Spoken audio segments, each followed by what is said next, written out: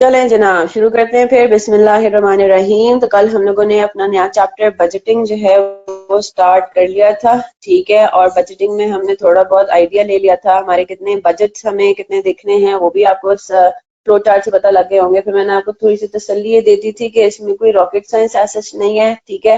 ज्यादातर सिनेरियोज में क्या है कि आपने गिवन डेटा को रीअरेंज ही करना होगा, कुछ कैलकुलेशंस ऑब्वियसली बातें करनी होंगी, but they will be pretty much simple इंशाल्लाह, ठीक है। दूसरा ये कि जो फॉर्मेट्स है उनको भी याद रखने वाली ऐसी कोई बात नहीं होगी, कोई टेंशन वाली बात नहीं है, क्योंकि वो फॉर्मेट्स उन्हीं चीजों पे बेस करते हैं जो कि आप ऑलरेडी पढ़ चुके हैं, ठीक है।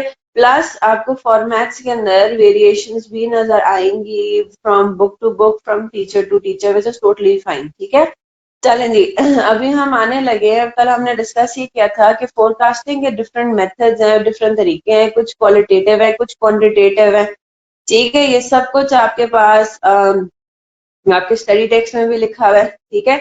तो जरा इसको देख लेते हैं। क्वालिटेटिव में अगेन हमने थोड़ा सा, मैंने आपको थोड़ा सा एक्सप्लेन जरूर किया था कि क्वालिटेटिव हमारे पास मेथड्स क्या क्या हैं। उसमें हम लोगों के ओपिनियंस, जो हमारी सेल्स फोर्स है उसके हम ओपिनियन ले सकते हैं, मार्केट रिसर्च कर सकते हैं। मार्केट रिसर्च से हमें पता लग सकता है कि भाई हमारा क्या, हम फोरकास्टिंग उसके बेसिस पे भी कर सकते हैं, ठीक है। ओवरऑल हमें पता लग जाए कि भाई कस्टमर्स की सेटिस्फैक्शन क्या है, सो वी कैन डिटरमिन कि भाई फ्यूचर की सेल्स क्या होंगी, ठीक है। इसी तरीके से एक there is something called jury of executive opinion. आपके कुछ हाई लेवल मैनेजर्स हो सकते हैं, ठीक है। वो हाई लेवल मैनेजर्स जो है वो जो कि नए आइडियाज वगैरह भी जनरेट करते हैं, वो जो है अपना एक्सपीरियंस वगैरह को यूज करके क्या करें, वो अपने एक्सपीरियंस को यूज करके, अपने ओपिनियंस को यूज करके वर्कआउट करें कि भी फ्यूचर फोरकास्ट क्या होगी। इसके अलावा हम एक्सपर्ट्स को भी हायर कर सकते हैं, यानी कि दिस इज नॉट ये इंटरनल मैनेजर्स आप ना एम्प्लॉय मतलब इस काम के लिए करें, बल्कि आप खास एक्सपर्ट्स को हायर करें जो कि प्रिडिक्शन बेसिकली कर सकते हो, जो कि फोरकास्टिंग इस तरह के एक्सपर्ट्स हो कि उनको आइडिया हो कि भाई किस तरीके से मतलब हमने सारा काम करना है, ठीक है। और मतलब वो बेसिकली उन्होंने एनालिसिस वगैरह करना है, ठीक है। सारा एनालिसिस किया उन्होंने, सारी ऐसा उन्होंने इनपुट देना है जिसकी बेसिस पे हम फोरकास्टिंग कर सकें, ठीक है। दूसरा ये, अगेन सेल्स फोर्स आपकी सबसे ज्यादा जो है वो इन टच होती है विद द कस्टमर्स। तो आप सेल्स फोर्स से भी एक उनका ओपिनियन ले सकते हो कि हाँ भी आपको क्या लग रहा है, आपका क्या लग रहा है कि अगले महीने की सेल्स हमारी बढ़ेंगी। ऑब्वियसली बात है, इन सारी जो क्वालिटेटिव हमारे पास मेथड्स हैं फोरकास्टिंग के, इनसे हमारे पास कोई एक एग्जैक्ट फिगर शायद ना आए, लेकिन एक आइडिया जरूर आ सकता है। सेल्स फोर्स ये कह सकती है कि फिर देखें करंट मंथ में हमने 2.5 लाख यूनिट्स बेचे हैं, लेकिन हमने कस्टमर से बात की है, या हमें जो नजर आ रहा है ना कस्टमर शायद इतने ज्यादा सेटिस्फाइड नहीं है, तो मुझे ये नजर आ रहा है कि अगले महीने हम शायद 2 लाख से ज्यादा यूनिट्स ना बेच सकें। You get my point right. तो ये भी फोरकास्टिंग में आ जाता है ना, आप फ्यूचर का एक एस्टिमेट कर रहे हो on the basis of your past trends, है ना।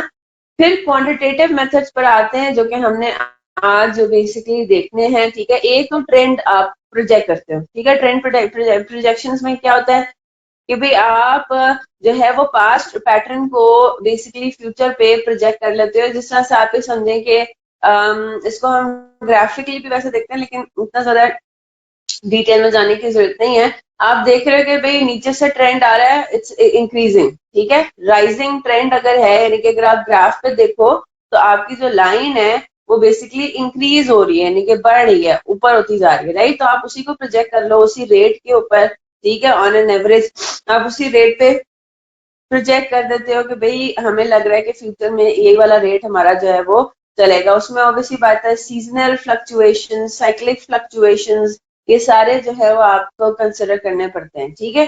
तो ये करने के बाद अगेन ये सारी चीजें आप आराम रीड कर लीजिएगा, इसमें कोई रॉकेट साइंस नहीं, इसलिए मैं ज्यादा इनके ऊपर टाइम भी नहीं वेस्ट करी।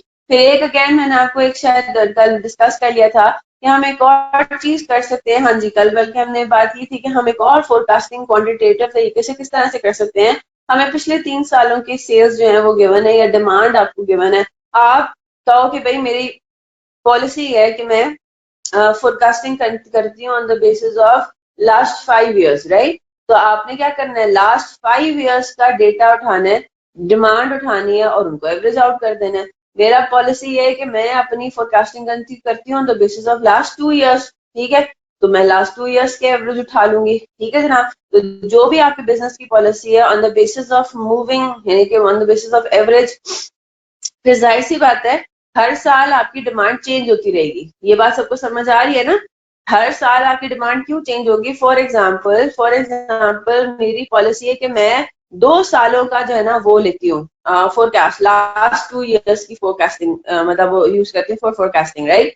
मुझे बात बताएं, जब मैं ईयर 3 में थी, जब ईयर 3 मेरा फॉर एग्जाम्पल शुरू नहीं हुआ था, ठीक है, तो मेरी डिमांड मूविंग मतलब एवरेज मेरी डिमांड कितनी थी? 150 प्लस 250 डिवाइड बाय 2, है ना। मेरे पास था 150, एक सेकेंड जी, 1,50,000 प्लस 2,50,000 डिवाइडेड बाय 2, ठीक है जनाब। यानी कि 2 लाख रुपीज मेरी डिमांड थी, किसकी? मेरी बजटेड, यानी कि मेरी फोरकास्ट थी किसकी? मैं इसके आगे लिख देती हूँ ईयर 3 की, ठीक है। ये मेरे पास हो गया बजटेड और ये मेरे पास हो गया एक्चुअल, ठीक है जनाब। तो मेरी बजटेड थी ईयर 3 की 2 lakh units, for example actual मेरा हो गया 2,25,000 यूनिट्स, ठीक है जनाब। ऐसे भी हो सकता है। अब मैं अगर आपसे पूछूं जी ईयर 4 की क्या मेरी बजटेड है, ठीक है, अब मैं आपसे पूछ रही हूँ कि जी मेरा ईयर 4 का बताएं कि मैं कितना एक्सपेक्ट कर रही हूँ। तो मेरे पास अब ईयर 4 के लिए लास्ट 2 इयर्स कौन से हो जाएंगे? ईयर 2 एंड ईयर 3, है ना। लास्ट 2 इयर्स जाएंगे ईयर 2 एंड ईयर 3, तो ईयर 2 एंड ईयर 3 का जरा एवरेज निकालें। क्या आ रहा है? 2,50,000 प्लस 2,25,000 डिवाइडेड बाई 2, यानी कि 2,37,500। So you get the point. हर साल फिर आपकी क्या होगी? आप हर साल आपकी जो एवरेज है, बजटेड है, वो चेंज होती रहेगी, क्योंकि आपके पिछले 2 साल चेंज होते जा रहे हैं और पिछले 2 साल में एक्चुअल क्या हो रहा है वो भी चेंज होता जा रहा है। I hope you getting the point, right. तो hence the term moving average, ठीक है जनाब। आपका एवरेज मूव करता जाएगा ईयर ऑन ईयर। फिर इसके बाद जो हमारा, अच्छा, एक और नाइव अप्रोच उसको कह रहे हैं, ठीक है। नाइव अप्रोच वो क्या कह रहा है कि भाई जो पिछले पीरियड में डिमांड थी वही करंट पीरियड में डिमांड होगी, उसको आप अज्यूम कर लें। ये भी एक तरीका है, ठीक है। क्वालिटेटिव एक मेथड है, क्वांटिटेटिव मेथड है फोरकास्टिंग का। आप ये कहोगे भाई जून की सेल्स जो है वो 48,000 रुपीज थी, तो भाई जुलाई की सेल्स भी 48,000 रुपीज ही होंगी, ठीक है। ये भी एक तरीका हो सकता है, सही है। तो इसमें उन्होंने ऐसी छोटी सी एग्जांपल के थ्रू इसको उन्होंने बताया हुआ। जनवरी से हमारा डेटा स्टार्ट हो रहा है, तो जनवरी में पिछला महीना कोई था ही नहीं, तो फोरकास्टिंग की कोई इन्होंने फिगर नहीं लिखी हुई, राइट। अब हम आते हैं किसके ऊपर? फरवरी में आते हैं। तो फरवरी में हमने बजट कितना किया हुआ था, फोरकास्ट कितनी की हुई थी कि भाई जनवरी की जो सेल्स हैं वही हमारी फरवरी की भी होंगी। बात समझ आ रही है? तो फोरकास्ट में देखिए पिछले माह की क्या है, पिछले पिछले पीरियड की इन्होंने उठा के लिख दिया। इसी तरह से एक्चुअल फरवरी का कितना है डिमांड, वो है 60,000। क्लियर होगी बात? 60,000 रुपीज एक्चुअल डिमांड हुई। अच्छा जी, मार्च में आए तो मार्च में कहा कि भाई फरवरी में एक्चुअल डिमांड थी 60,000, तो यानी कि मार्च की भी 60,000 ही बजटेड है, फोरकास्टेड है। लेकिन मार्च की असल में कितनी हुई? 72,000। क्लियर होगी बात? अप्रैल में आए तो अप्रैल में कहा कि भाई मार्च की एक्चुअल डिमांड 72 थी, तो यानी कि अप्रैल में भी फिर 72 होनी चाहिए। क्लियर होगी बात? तो इस तरीके से भी आपके पास एक तरीका होता है क्वांटिटेटिवली चीजों को देखने का। फिर हम आते हैं अपने मेन पॉइंट के ऊपर, विच इज व्हाट, एक और जो हमें क्वांटिटेटिव मॉडल पढ़ना है वो क्या पढ़ना है? Linear regression method. ये मुझे जरा कंफर्म कर दें, लीनियर रिग्रेशन वैसे सबने पढ़ा हुआ है जिंदगी में एक बार एटलीस्ट, स्टेटिस्टिक्स में तो डेफिनेटली पढ़ा हुआ होगा, और इससे पहले भी आप लोगों ने अपने जो भी कोर्स कर कर आए हैं उसमें आप लोग कर चुके होंगे ये, है ना। ए लेवल्स किया है, ए लेवल्स में भी पढ़ा होगा। बी कॉम किया है तो बी कॉम में भी पढ़ा होना चाहिए। कोई और उन्होंने आई कॉम किया तो आई कॉम में भी पढ़ा होना चाहिए। सारे तो उसमें आता है, कोर्सेज में ही किया कराया जाता है ना। चले जी, तो इसका मतलब है मुझे उसके ऊपर ज्यादा टाइम, मुझे पूरा इसका बैकग्राउंड बताने की जरूरत नहीं है कि कैसे हम लोग का स्कैटर डायग्राम बनता है। ये हमारे पास डेटा के बने। इसमें इंपॉर्टेंट चीज क्या है कि आपको इंडिपेंडेंट और डिपेंडेंट वेरिएबल देखना पड़ता है। मुझे जरा सामने ये जो एग्जांपल है इसको मुझे जरा देखकर बताएं। डिपेंडेंट और इंडिपेंडेंट वेरिएबल सबको समझ में आता है? इंडिपेंडेंट वेरिएबल वो होता है जिसका दूसरे आइटम, यानी कि दूसरे जो भी आपके पास डेटा कैटेगरी दी हुई है वो उस पर डिपेंड नहीं करता। वो अगर इंक्रीज डिक्रीज करता है, यानी कि वो इंक्रीज या डिक्रीज दूसरे आइटम्स के इंक्रीज डिक्रीज से रिलेटेड, मतलब वो उस पर डिपेंड नहीं करता, राइट। लेकिन डिपेंडेंट वेरिएबल वो है जो कि इंक्रीज करता है अगर इंडिपेंडेंट वेरिएबल इंक्रीज करे और डिक्रीज करता है अगर इंडिपेंडेंट वेरिएबल डिक्रीज करे। ठीक है, आइडियली इसी तरह से डायरेक्ट रिलेशनशिप भी वैसे बनता है, लेकिन इनडायरेक्ट रिलेशनशिप भी हो सकता है, राइट। जो जिसका in other words dependent variable वो है जिसका इंक्रीज या डिक्रीज इंडिपेंडेंट वेरिएबल दूसरे वेरिएबल के इंक्रीज या डिक्रीज होने से लिंक हो। ठीक है, तो वो इंक्रीज भी हो सकता है विद दी, मतलब वो डायरेक्ट रिलेशनशिप भी हो सकता है, वो डेफिनेटली इनवर्स रिलेशनशिप भी हो सकता है। जी जनाब, मुझे जरा देखकर बताइए, आपके सामने इन्होंने तकरीबन 12 महीनों की सेल्स और एडवर्टाइजिंग का डेटा दिया हुआ है। मुझे जरा जल्दी से सोचकर बताइए इसमें से डिपेंडेंट कौन सा होगा, इंडिपेंडेंट कौन सा होगा।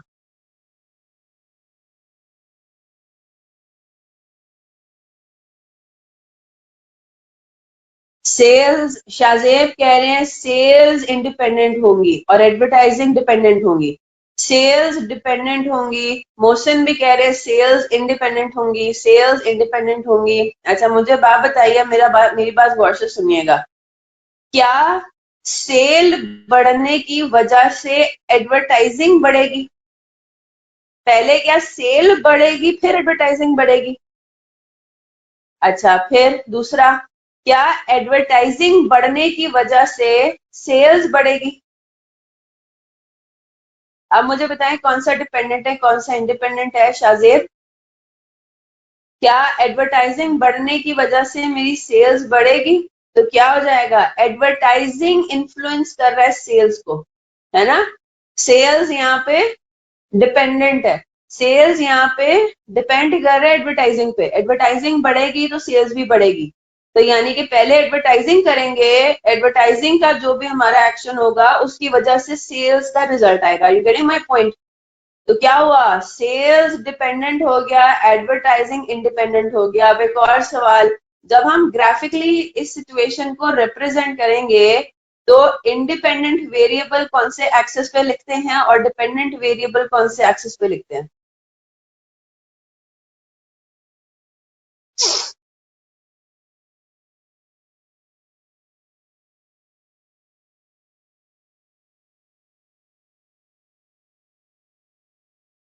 डिपेंडेंट वाई पे होता है और इंडिपेंडेंट एक्स पे होता है, याद रखिएगा हमेशा।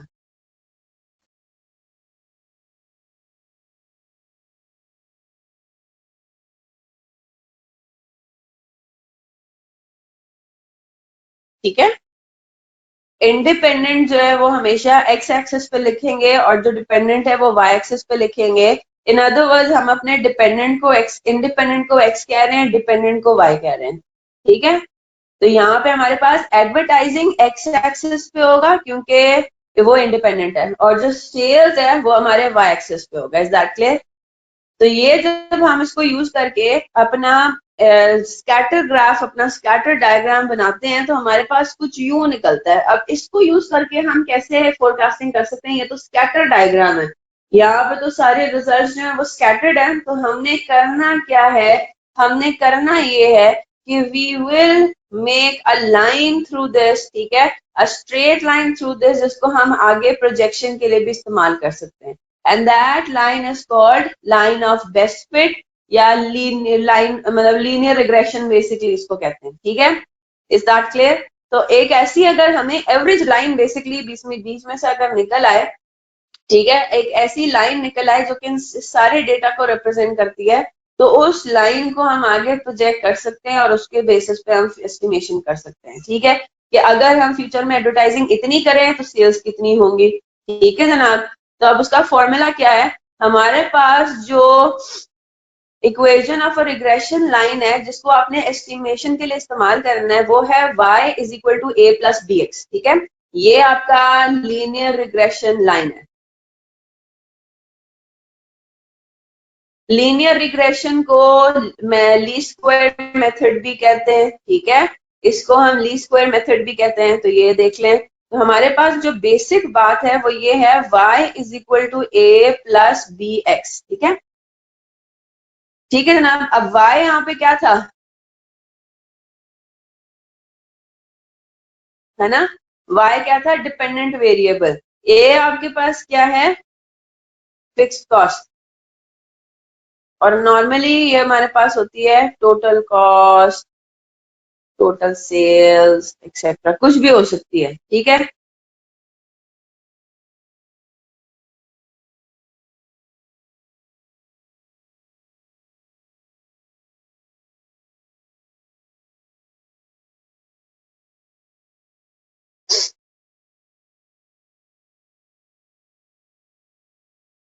ठीक है जनाब, ये आपके पास पूरा इसका सिनेरियो है। अब इसके अंदर दो और फॉर्मूलाज इन्वॉल्व होते हैं जो कि आपको ऑब्वियसली बात है याद करने पड़ेंगे।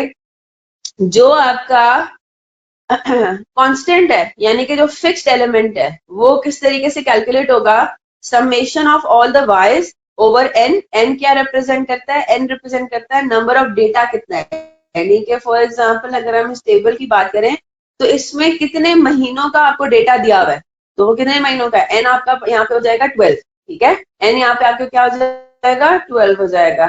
तो आपके पास summation of y over n minus b, अब b जो भी कैलकुलेट हुआ नीचे वाले फॉर्मूले से, summation of x over n, और b आप किस तरह से कैलकुलेट करेंगे, n multiplied by summation of X Y minus summation of x summation of y divided by n summation of x square minus summation of x whole square. I hope आपको ये बात समझ में आती है। समेशन ऑफ x स्क्वायर और summation of x whole square दोनों different चीजें, ठीक है। पहले सिनेरियो में क्या हो रहा है, इधर आप सारे पहले एक्स स्क्वायर करेंगे और फिर उनका सम कर देंगे, और यहाँ पे क्या है, जो एक्स है उनका सम करके उसको स्क्वायर करना है, तो दोनों आंसर्स आपके, दोनों चीजें आपकी डिफरेंट है, ठीक है। तो अब हमने क्या करना है, अब हमने जब हम इसको सॉल्व करते हैं तो फिर हमारे पास ऑब्वियसली बात है ए और बी आ जाते हैं। हम ए और बी को अपने y is equal to A plus B X में रिप्लेस करते हैं, और हमारे पास साइमल्टेनियस इक्वेशंस हम यूज करके एक्स और वाई की जो यानी कि ए और बी के हम बेसिकली फिगर्स कैलकुलेट कर लेते हैं, ठीक है। इस तरीके से हम सारा काम करते हैं और बड़ा सिंपल और स्ट्रेट फॉरवर्ड है। तो उसके लिए जरा हम आ जाते हैं किसके ऊपर, अपने पैक हैंडबुक के ऊपर, ठीक है। तो जरा पहले हम जरा कॉस्ट का बिहेवियर देख लें, वैसे तो हम ये कॉस्ट बिहेवियर देख चुके हैं राइट, इसको जरा दोबारा देख लेते हैं। Variable cost is variable in total but fix on a per unit basis. I hope ये बात सबको समझ में आ रही है। मेरा जो भी एक्टिविटी लेवल है, मेरा रॉ मटेरियल 10 रुपए पर यूनिट ही रहेगा, ये हम बात कर रहे हैं, ठीक है। मेरा रॉ मटेरियल अगर एक यूनिट में मेरा 10 रुपए का रॉ मटेरियल लग रहा है, तो मैं 10,000 यूनिट्स प्रोड्यूस करूं या 20,000 यूनिट्स प्रोड्यूस करूं, मैं यही बात कहूंगी कि मेरा per unit raw material 10 rupees ही है, ठीक है। यानी कि it will remain constant, it will remain constant on a per unit basis but it will vary on a total basis। हाँ, total variable cost आपकी चेंज होगी, ठीक है। सिमिलरली फिक्स्ड कॉस्ट जो है उसका ऑपोजिट है, fixed cost remains the same in total but it varies per unit, ठीक है। पर यूनिट में वो वेरी करेगा एक्टिविटी लेवल के बेसिस पे, और इसी के थ्रू हम ज्यादातर कहते हैं कि भाई हमें इकोनॉमीज ऑफ स्केल जो है वो अचीव होती है, ठीक है। As output increases per unit variable cost decreases, यहाँ पे मेरे ख्याल से फिक्स्ड कॉस्ट होना चाहिए था। as output increases per unit fixed cost decreases and vice versa, commonly known as economies of scale, ठीक है। क्योंकि वेरिएबल कॉस्ट तो हमारी फिक्स्ड है ना पर यूनिट, यहाँ पे फिक्स कॉस्ट होना चाहिए। Fix cost are budgeted in total, यानी कि अगर आपको कहीं पे फिक्स कॉस्ट दी हुई है, बजटेड फिक्स कॉस्ट दी हुई है, तो उसका मतलब है कि वो टोटल आपको फिक्स कॉस्ट दी हुई है, और अगर वेरिएबल कॉस्ट आपको बजटेड दी हुई है तो that variable cost is per unit, ठीक है। तो आप हमेशा इसको इस तरह से समझें कि बाय डिफॉल्ट फिक्स्ड कॉस्ट आपको टोटल दी हुई होगी और वेरिएबल कॉस्ट आपको दी होगी पर यूनिट के टर्म्स में, ठीक है। आगे चलते हैं। अब हम जरा लीनियर रिग्रेशन को सॉल्व करने जा रहे हैं, ठीक है। क्लिफ्टन हॉस्पिटल है, this is class work number 1। वैसे तो मैंने ये होम असाइनमेंट देने थे, लेकिन अब क्योंकि आप लोगों को ने काफी अर्सा हो गया होगा पढ़े हुए, इसलिए हम आगे ये सॉल्व करेंगे, ठीक है।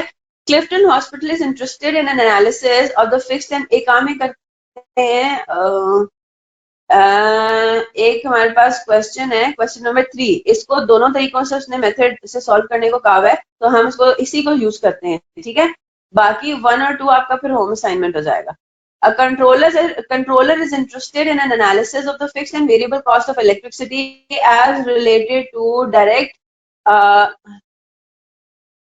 labor hours. The following data has been accumulated. तो आपको apparently जनवरी, फरवरी, मार्च, अप्रैल, मई, जून, जुलाई, अगस्त 8 महीनों का डेटा दिया हुआ है। सबसे पहले तो मुझे ये बताएं, यहाँ पे इन्होंने आपको दी हुई है इलेक्ट्रिसिटी कॉस्ट और डायरेक्ट लेबर आवर्स। मुझे ये बताएं कि इन दोनों में से डिपेंडेंट कौन सा और इंडिपेंडेंट कौन सा है।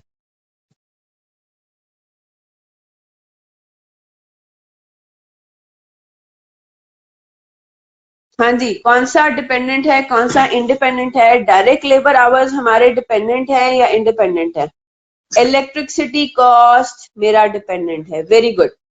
डायरेक्ट लेबर आवर्स मेरा इंडिपेंडेंट है। तो मैं एक ही चीज बोल देती हूँ, डायरेक्ट लेबर आवर्स मेरे इंडिपेंडेंट वेरिएबल है। ठीक है, क्यों? मेरा डायरेक्ट लेबर आवर बढ़ेगा तो मेरी इलेक्ट्रिसिटी कॉस्ट बढ़ेगी। ये this is not the other way around, है ना? मेरी इलेक्ट्रिसिटी कॉस्ट कम होगी तो मेरा डायरेक्ट लेबर आवर कम नहीं होगा। मतलब this is not how it works, right? पहले डायरेक्ट लेबर आवर्स होंगे और डायरेक्ट लेबर आवर्स की वजह से मेरा इलेक्ट्रिसिटी कॉस्ट बढ़ेगा या कम होगा। ठीक है, तो डायरेक्ट लेबर आवर्स मेरा हो गया इंडिपेंडेंट, ये मेरा हो जाएगा वाई, है ना? ये मेरा हर चीज में क्या अज्यूम होगा, ये क्या ट्रीट किया जाएगा? एज वाई ट्रीट किया जाएगा। अब रिक्वायर्ड ये है, you have to calculate the amount of fixed overhead and variable cost. क्या मतलब? फिक्स्ड ओवरहेड से मुराद क्या हो गई?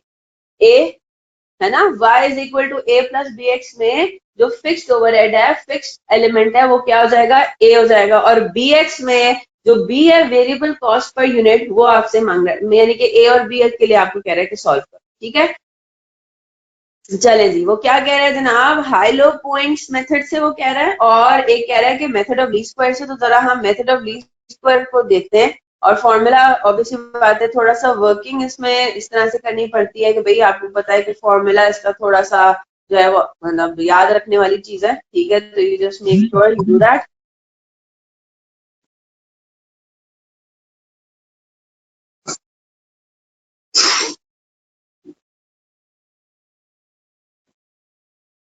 चले जी, क्या फॉर्मूला आपके पास? ऑब्वियसली बात है, पहले आप बी सॉल्व करेंगे। क्यों? You will solve for B, क्योंकि ए में बी का इस्तेमाल होना है। ठीक है, तो जब तक बी नहीं पता होगा तब तक हम ए सॉल्व कर ही नहीं सकेंगे। ठीक है, अब जरा देखते हैं, हम जरा पहले इसको अपने पास इस तरीके से लिस्ट डाउन कर लेते हैं कि हमारे पास y कौन कौन सी चीजें हैं और x, यानी कि वही चीज अब आपने रिपीट करनी है। यहाँ पे अपना टेबल आइडियली दोबारा बना लें तो अच्छा है। ठीक है, क्या टेबल है हमारा? 297 350। अब मैं जनवरी फरवरी वगैरह कॉपी नहीं करी। 297 350 241, लंबा काम होता है, करना पड़ेगा। 280 274 266 285। इंडिपेंडेंट वाई होगा, सॉरी इंडिपेंडेंट एक्स होगा, sorry, yes yes yes, you right, मैंने उल्टा कर दिया। ठीक है, इंडिपेंडेंट मेरा एक्स होगा, डिपेंडेंट मेरा वाई होगा। ठीक है, लेबर आवर्स हो गए, मेरा एक्स हो गया ये।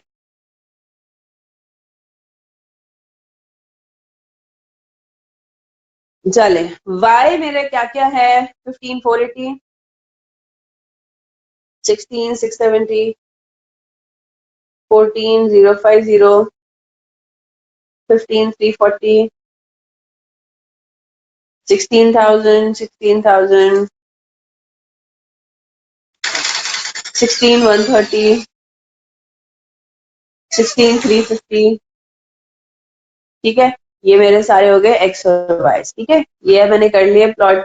अब मैं जरा देखती हूँ कि मुझे और क्या क्या चीजें चाहिए। सबसे पहले तो मैं काम ये करती हूँ, मैं एक्स का सम ले लेती हूँ और वाई का सम ले लेती हूँ। ठीक है ना, ये मेरे पास समेशन हो गई, आगे भी मेरी काफी होनी है। ये मेरे पास हो गया टोटल, यानी कि सम्स हो गए। तो एक्स का sum of X and sum of Y हो गया। अब मैं जरा देखती हूँ मुझे और क्या क्या चीजें चाहिए फॉर्मूले के अंदर। मुझे चाहिए एक्स वाई और एक्स स्क्वायर। ठीक है, एक्स वाई चाहिए और एक्स स्क्वायर चाहिए, और उनका ऑब्वियसली बात सम चाहिए। ठीक है, तो मैं क्या करूंगी, एक्स वाई के लिए मैंने हर आइटम को एक दूसरे से पहले मल्टीप्लाई करना है, हर लाइन। ठीक है, एक्स मल्टीप्लाइड बाय वाई पहले उसमें, ये आंसर आ गया। Same goes for all the other. ठीक है, आपने 16 670 को मल्टीप्लाई किया 350 से, फिर 14 050 को मल्टीप्लाई किया 241 से, फिर 280 को मल्टीप्लाई किया 15 340 से। तो हर महीने का आपके पास एग्जैक्टली हर महीने का आपके पास क्या होगा, एक्स और वाई का आपने मल्टीप्लाई करना है, और एंड में क्या करना है, सम ऑफ एक्स और वाई भी चाहिए क्योंकि फॉर्मूले में रिक्वायर्ड है। ठीक है, समेशन ऑफ एक्स वाई, जल्दी से कॉपी करें इसको। और बस एक और चीज, एक्स रेज टू पावर 2, ठीक है, यानी कि एक्स स्क्वायर है। आई होप ये बात अब क्लियर हो जाए।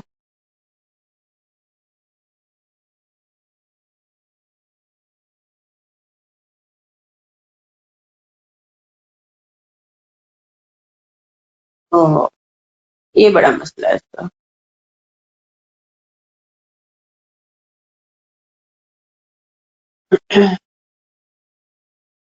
ठीक है, मैंने ये लिख दिया, एक्स स्क्वायर कर दिया। ठीक है, आप लोग एक्स रेज टू पावर 2 कीजिए। तो अब एक्स स्क्वायर के लिए क्या चाहिए, एक्स मल्टीप्लाइड बाय एक्स, है ना, 297 मल्टीप्लाइड बाय 297। ठीक है, फिर इसके बाद बाकी सबके केसेस में भी ये करना है, एक्स मल्टीप्लाइड बाय एक्स करेंगे, एक्स स्क्वायर आपने हर सिनेरियो में करना है, और आपने एक्स स्क्वायर का भी टोटल कर दिया।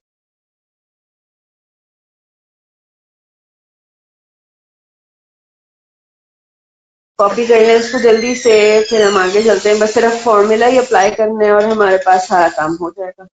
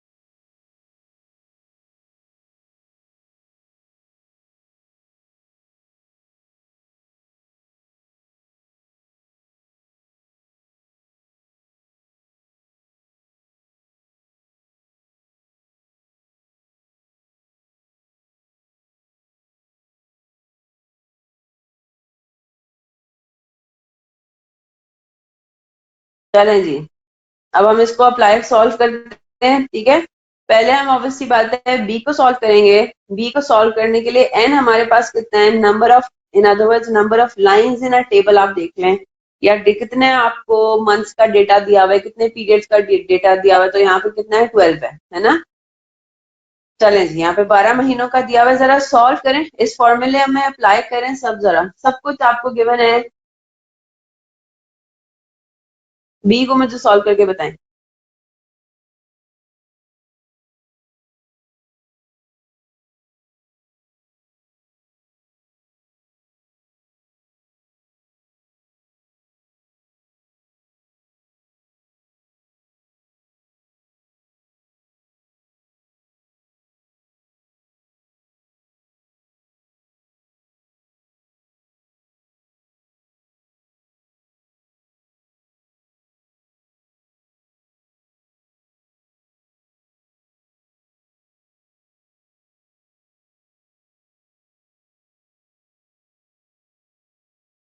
अब्दुल्ला कह रहे हैं 8 मंथ्स का डेटा है।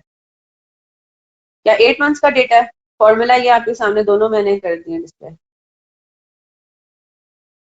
ओ सॉरी, हाँ 8 मंथ्स का है, सॉरी सॉरी, वो 12 महीने का तो एग्जाम्पल दूसरी थी जी, बिल्कुल। यहाँ पे एन हमारे पास 8 है, बिल्कुल ठीक। करें सॉल्व जरा।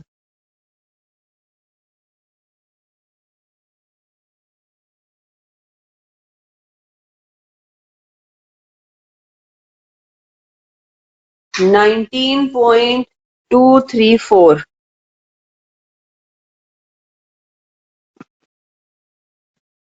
ये हमारे पास क्या है, बी, और बी हमारा क्या था, वेरिएबल एलिमेंट।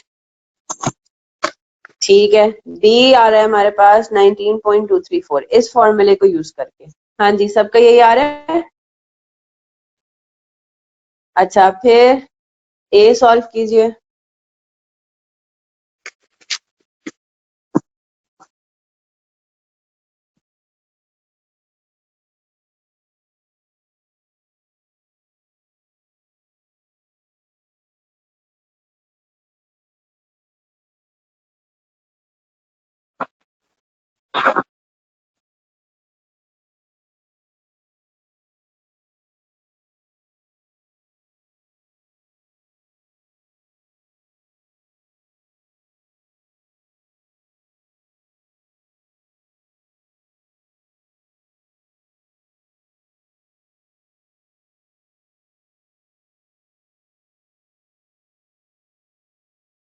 ठीक है जी, कितना आ रहा है, 10237.15।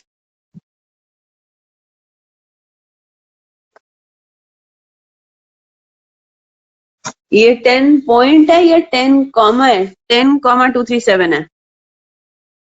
ठीक है, 10,000 है, ठीक है जनाब, ऑब्वियसली बात है। 10,237.15। ठीक है, तो इसको हम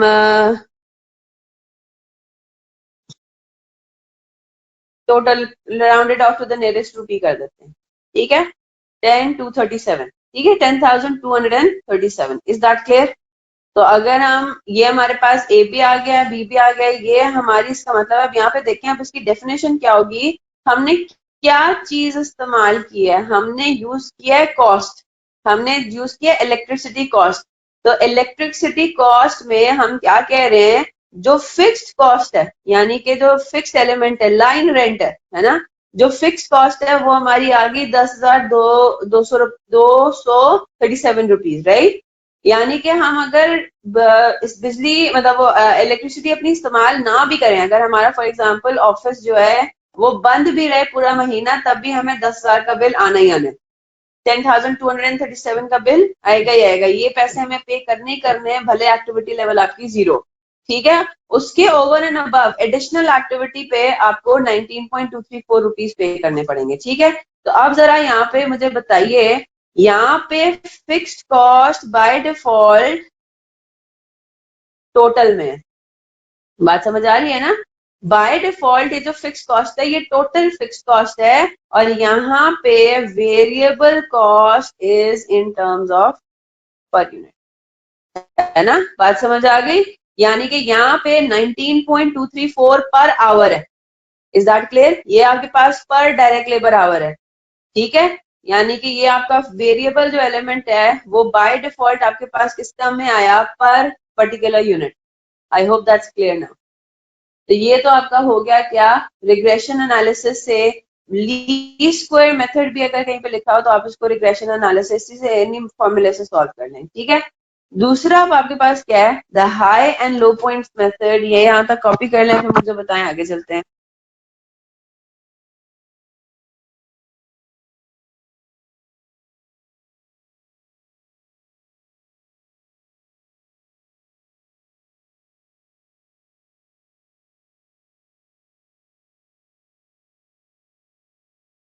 चलें जी, डन।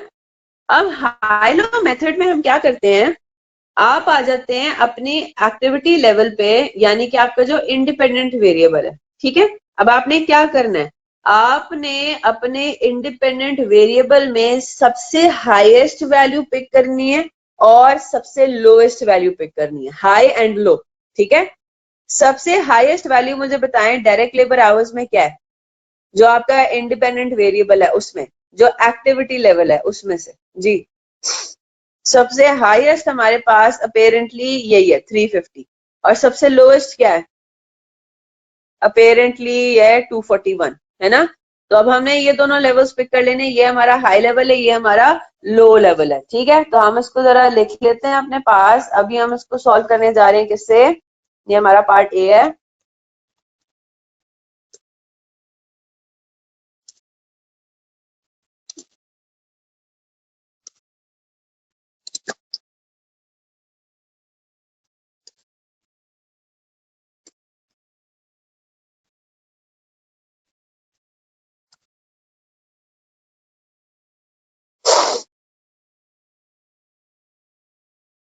तो कितने डायरेक्ट लेबर आवर्स हमने सिलेक्ट किए, 350। ये हमारा क्या हो गया, हाई। ठीक है, और हमारा लो क्या हुआ, 241। और आपने इसके आगे जो इसकी इलेक्ट्रिसिटी कॉस्ट है, यानी कि जो एक्स है, आपने वो भी लिख लेना है, वाई सॉरी। ठीक है, ये मैं उल्टा कर रही हूँ, ये एक्स, इसको जरा सही कर लें। हमारा जो डायरेक्ट लेबर आवर है वो हमारा एक्स एक्सेस पर है ना, इंडिपेंडेंट वेरिएबल है। ठीक है, उसके आगे जो वाई बनता है ना, वो भी आपने ऑब्वियसली बात है कॉपी कर लेना है। कितना है वाई, इलेक्ट्रिसिटी कॉस्ट 350 की कितनी है, 16670, और 241 की कितनी है, 14050। ठीक है, अब ये करने के बाद अब बड़ा इंटरेस्टिंग सा कॉन्सेप्ट है, मुझे आप बताइए, मैं अगर आपको ये कहूँ ये कितना मैंने डायरेक्ट लेबर आवर्स, मेरा डिफरेंस कितना है, यानी कि मैं अगर ये बोलूँ कि भाई मैंने कितने जो है वो एक्स्ट्रा इसमें काम किया हाई वाले लेवल पर, मैं ये कहूंगी 109 एक्स्ट्रा आवर्स काम करने की वजह से, 109 एक्स्ट्रा आवर्स काम किए ना आपने, 241 आवर्स काम किए थे, तो आपकी इलेक्ट्रिसिटी कॉस्ट कितनी थी, 14050। ठीक है, कितनी थी, 14050। तो 241 आवर्स में आपने 14,050 रुपीज का इलेक्ट्रिसिटी कॉस्ट इनकर किया था, 109 एक्स्ट्रा घंटे काम करने की वजह से। यानी कि जब आपका आवर्स 241 से 350 हो जाते हैं, तो एक्स्ट्रा 109 घंटे की वजह से मेरा 16,670 रुपए बन जाता है बिजली का बिल। यानी कि मैं अब इन दोनों का भी डिफरेंस ले लूंगी। ठीक है, मैंने इन दोनों का भी क्या ले लिया, डिफरेंस ले लिया। तो मैं क्या बात कहूंगी, मैं ये कहूंगी, इसको मैं लिख देती हूँ डिफरेंसेस। ठीक है, डिफरेंस, मैं ये कहूंगी कि 109 और घंटे काम करने की वजह से मेरी इलेक्ट्रिसिटी के बिल में 2,620 रुपए का इजाफा हुआ है। ये बात सबको समझ में आ रही है। अब इतना आई होप आपको समझ में आ रहा होगा कि this increase is only due two variable cost. क्यों, क्योंकि एक्टिविटी लेवल इंक्रीज या डिक्रीज होने की वजह से मेरी फिक्स कॉस्ट पे तो कोई फर्क पड़ ही नहीं रहा। ठीक है, मेरी सिर्फ क्या हो रही है, एक एक्स्ट्रा आवर काम करने की वजह से मेरी मेरी टोटल कॉस्ट में जो इजाफा हो रहा है, वो टोटल कॉस्ट में इजाफा हो रहा है because of variable cost only. Is that clear? तो मेरी टोटल कॉस्ट में इलेक्ट्रिसिटी की कितना इजाफा हो रहा है, 2,620, 109 घंटे काम करने की वजह से। तो क्या मैं per unit per hour cost नहीं निकाल सकती, मैं ये नहीं निकाल सकती कि मेरी इलेक्ट्रिसिटी कॉस्ट पर आवर कितनी है, वो मेरी हो जाएगी वेरिएबल कॉस्ट पर यूनिट। ठीक है, पर यूनिट यानी कि यहाँ पे क्या हो जाएगा, पर आवर। क्या इसका फॉर्मूला है, इसका फॉर्मूला है,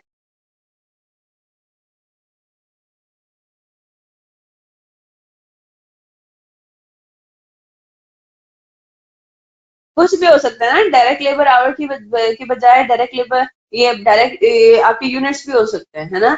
डायरेक्ट लेबर आवर्स की जगह आपके यूनिट्स भी हो सकते हैं, तो नंबर ऑफ यूनिट्स आप डिफरेंस नंबर ऑफ यूनिट्स ले लेंगे। ठीक है ना। तो मैं जब इसको सॉल्व करती हूँ, तो मेरे पास वेरिएबल कॉस्ट कितनी आती है, 2620 डिवाइडेड बाय 109। क्या आंसर आ रहा है, अप टू 2 डेसिमल प्लेसेस।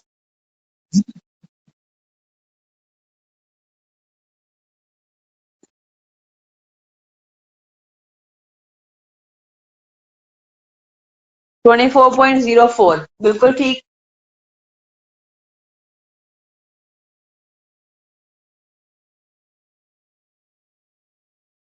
पर डायरेक्ट लेबर आवर है ना, 24.04 पर डायरेक्ट लेबर आवर हो गया। ठीक है, अब मुझे क्या चाहिए, अब मुझे कैलकुलेट करना है कि फिक्स कॉस्ट मेरी फिर कितनी है, ठीक है। उसके लिए अब आपने क्या करना है,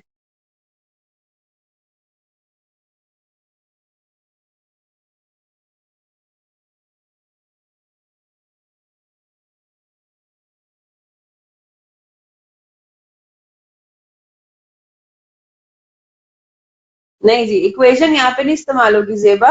y is equal to A plus B X वैसे यूज हो सकता है इधर, लेकिन हम इक्वेशन को यहाँ पे इन्वॉल्व भी करेंगे कि वो इक्वेशन आपका लीनियर रिग्रेशन के लिए इस्तेमाल होगा, ठीक है। वो लीनियर रिग्रेशन की चीज है।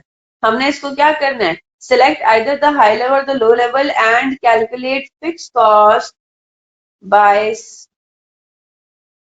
यूजिंग द फॉर्मूला कॉन्स क्या,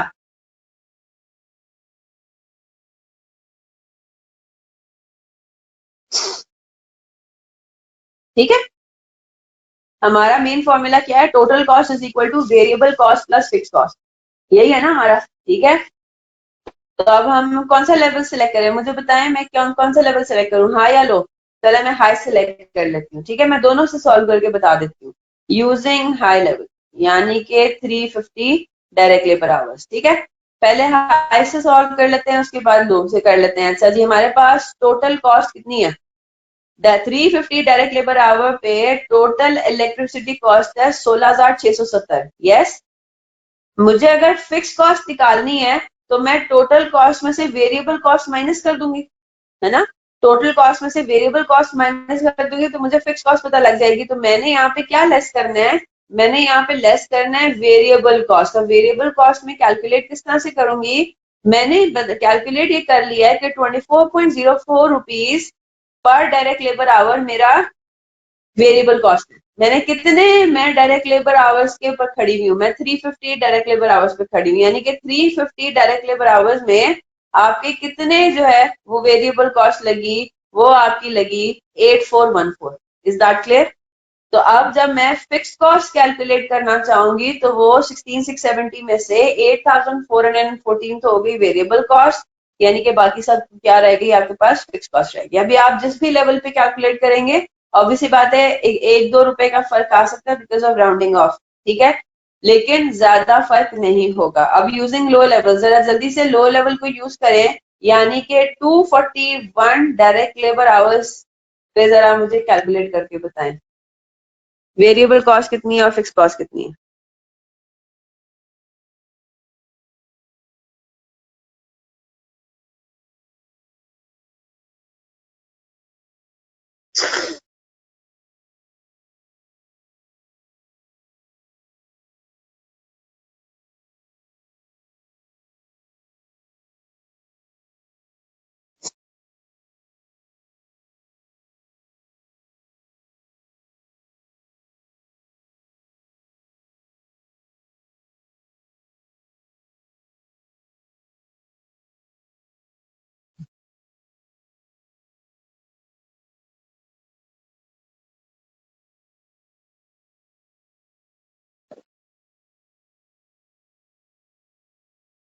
ठीक है, वही आ रहा है, 8256 ही आ रहा है जेबा, बिल्कुल सेम आ रहा है, तो बिल्कुल ठीक है।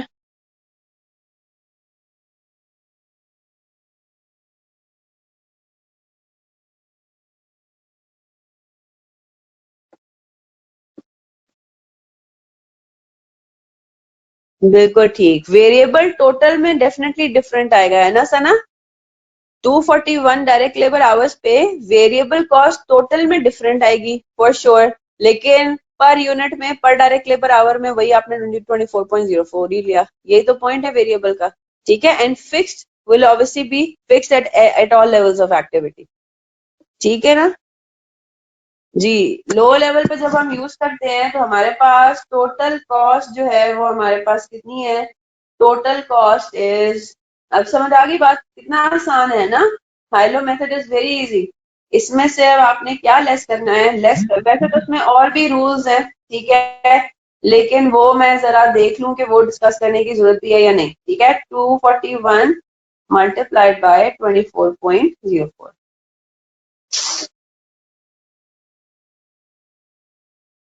तो जब हम इसको माइनस करते हैं तो हमारे पास वही 8256, वही फिक्स कॉस्ट तो आपकी सेम ही आनी regardless of what ever the level of activity. ठीक है, चलिए ये हो गया, बात समझ आ गई। अब क्लास वर्क नंबर 1 और 2 आपके होम असाइनमेंट्स है। इसमें वैसे भी रिग्रेशन मेथड्स जो हैं वो सॉल्व, रिग्रेशन मेथड से आपको सॉल्व करने को कहा गया।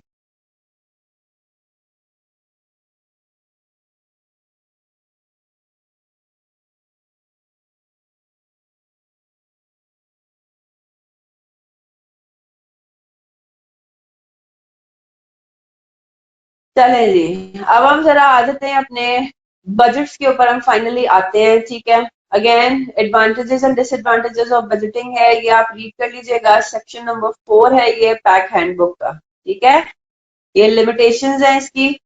क्या लिमिटेशंस हो सकती है वैसे फोरकास्टिंग वगैरह की? फोरकास्टिंग जो है वो एग्जैक्ट तो कभी भी नहीं हो सकता, है ना, 100% एक्यूरेट भी नहीं हो सकता। तो जाहिर सी बात है, क्योंकि forecasting is dependent upon so many estimates. अब वो एस्टिमेट्स और अजम्पशंस जो है ना, वो हर पीरियड में हो सकता है डिफरेंट हो। ठीक है, तो हम ये नहीं कह सकते कि भाई हमें 100% अपने फोरकास्टिंग पे रिलाई करना है। अगर हमने अपना कोई मॉडल इस्तेमाल किया है क्वांटिटेटिव और उसके थ्रू हमारा आंसर आ रहा है कि भाई हमारी इस लेवल पे जो है वो, बाय द वे मैं थोड़ा सा इसको एक्सप्लेन भी और जरा आगे लेके जाना चाहूंगी। ठीक है, जो हमने अभी एक किया है ना हाइलो मेथड वगैरह, रिग्रेशन एनालिसिस, इसको यूज करके मैं आगे भी आपको इसको सॉल्व करवाना चाहूंगी। ठीक है, तो पहले हम इसको देख लेते हैं। हमारे पास ये ना एस्टिमेट आएगा अगेन। तो अगर फॉर एग्जांपल हमने फोरकास्टिंग इस्तेमाल की अपनी डिमांड को फोरकास्ट करने के लिए, तो हम ये नहीं कह सकते कि भाई अगर 2,50,000 यूनिट्स ही आया है फोरकास्ट, तो भाई 2,50,000 यूनिट्स ही होगा। उसके आसपास उसमें ऊपर नीचे चीजें हो सकती हैं। ठीक है, यहाँ तक बात समझ में आ गई।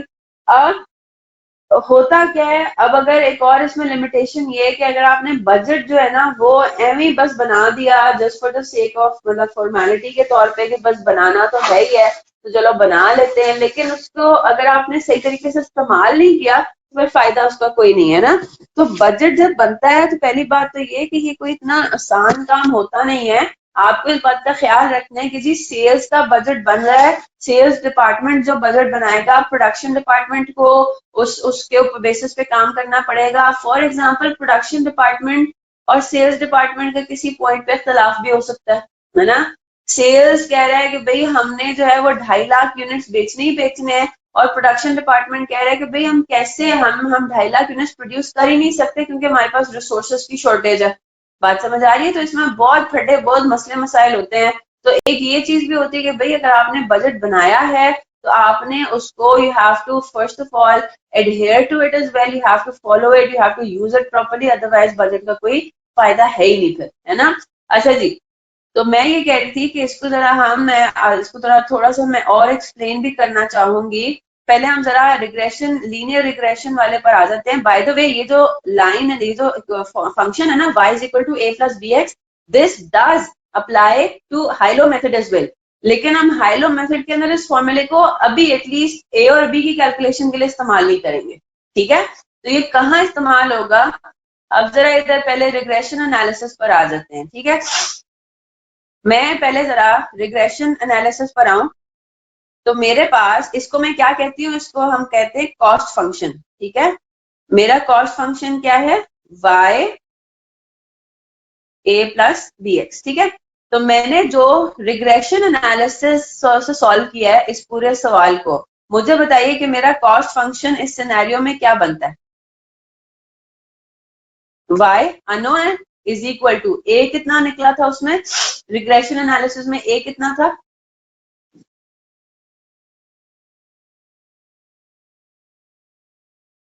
10 237 प्लस b कितना था?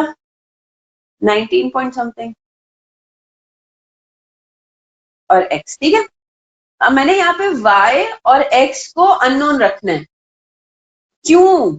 क्यों अननोन रखना है? क्योंकि मैंने इसी कॉस्ट फंक्शन को अब इस्तेमाल करना है अपनी एस्टिमेशन के लिए। क्या मतलब हुआ?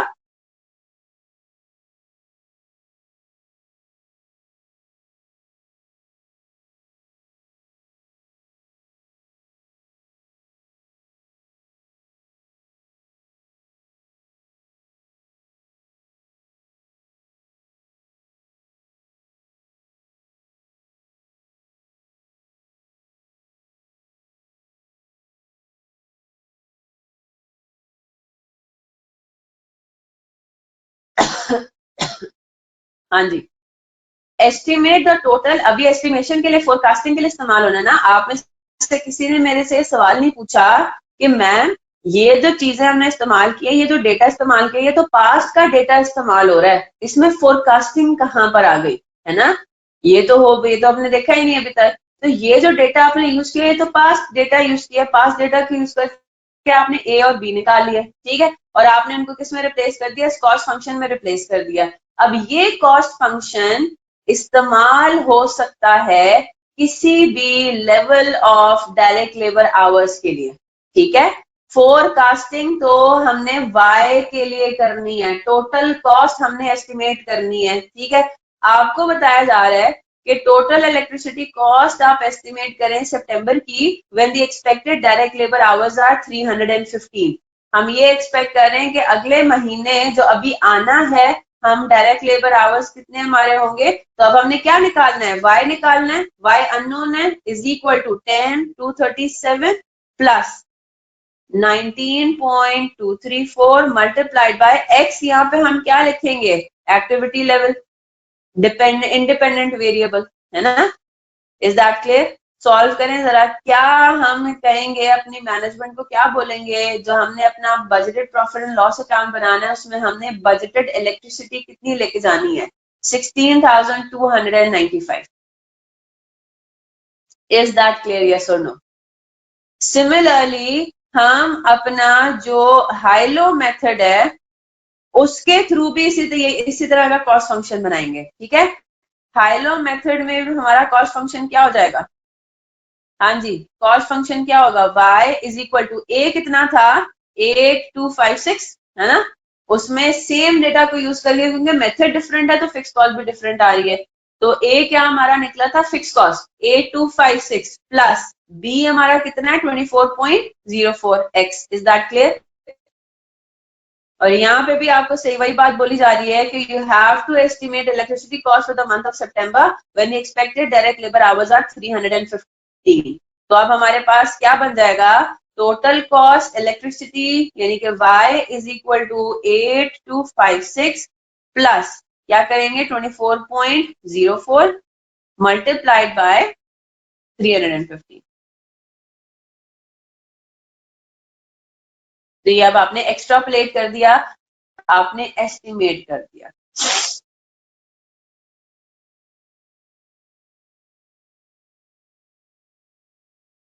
ठीक है, 15,829। ऑब्वियसली बात है फिगर्स में डिफरेंस आ रहा है क्योंकि मॉडल्स आपके डिफरेंट इस्तेमाल हुए हैं। यहाँ तक बात सबको क्लियर होती है, यस और नो?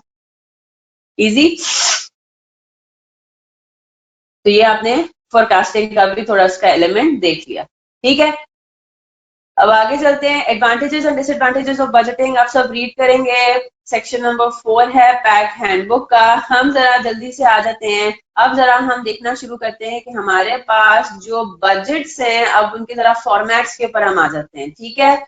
और उसके लिए मैं आऊंगी आपके स्टडी टेक्स्ट के ऊपर, क्योंकि स्टडी टेक्स्ट में सारे जो है वो फॉर्मेट्स गिवन है, तो हम यहीं से रीड करना शुरू कर लेते हैं कि कितने आपके पास टाइप्स कितनी है। अच्छा, ये भी आप लोगों ने रीड करना है, ठीक है। ये है आपका पेज नंबर 260 पे।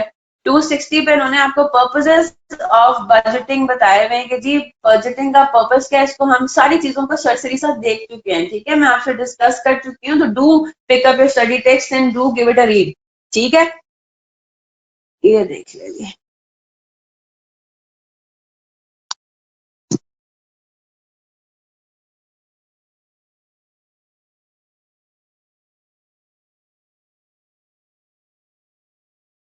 चले डन।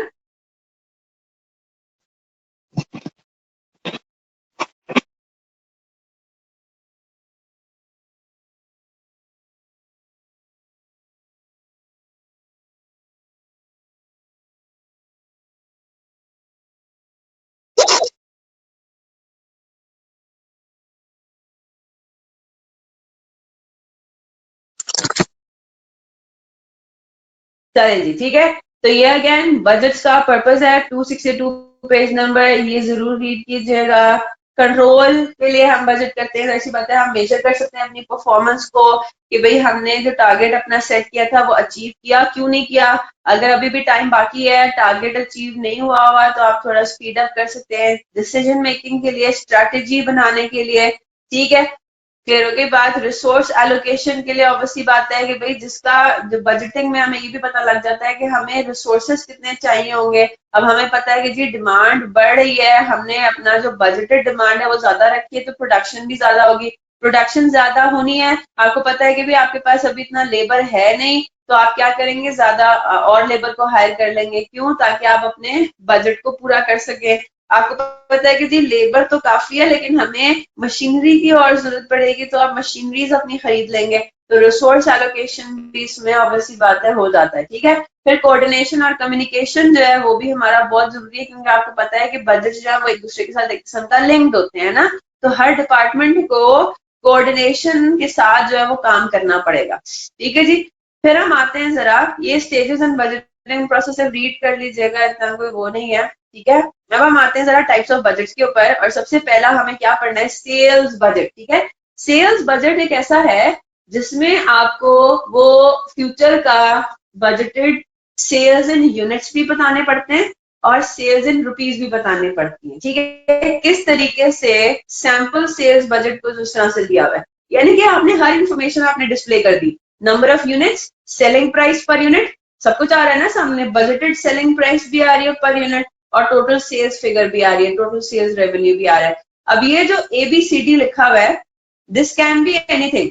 हम बजट जो है वो किसी भी मुख्तलिफ चीजों को रिप्रेजेंट कर सकते हैं। यहाँ पे इन्होंने 4 डिफरेंट प्रोडक्ट्स का बजट बताया है ना, इन्होंने 4 डिफरेंट प्रोजेक्ट्स का बजट बताया कि भाई अगले साल, अगले महीने, जो भी आपका पीरियड है बजट का, वो आपका वेरी करता है। वो जब हम क्वेश्चन सॉल्व करेंगे तो आपको समझ में आ जाएगी।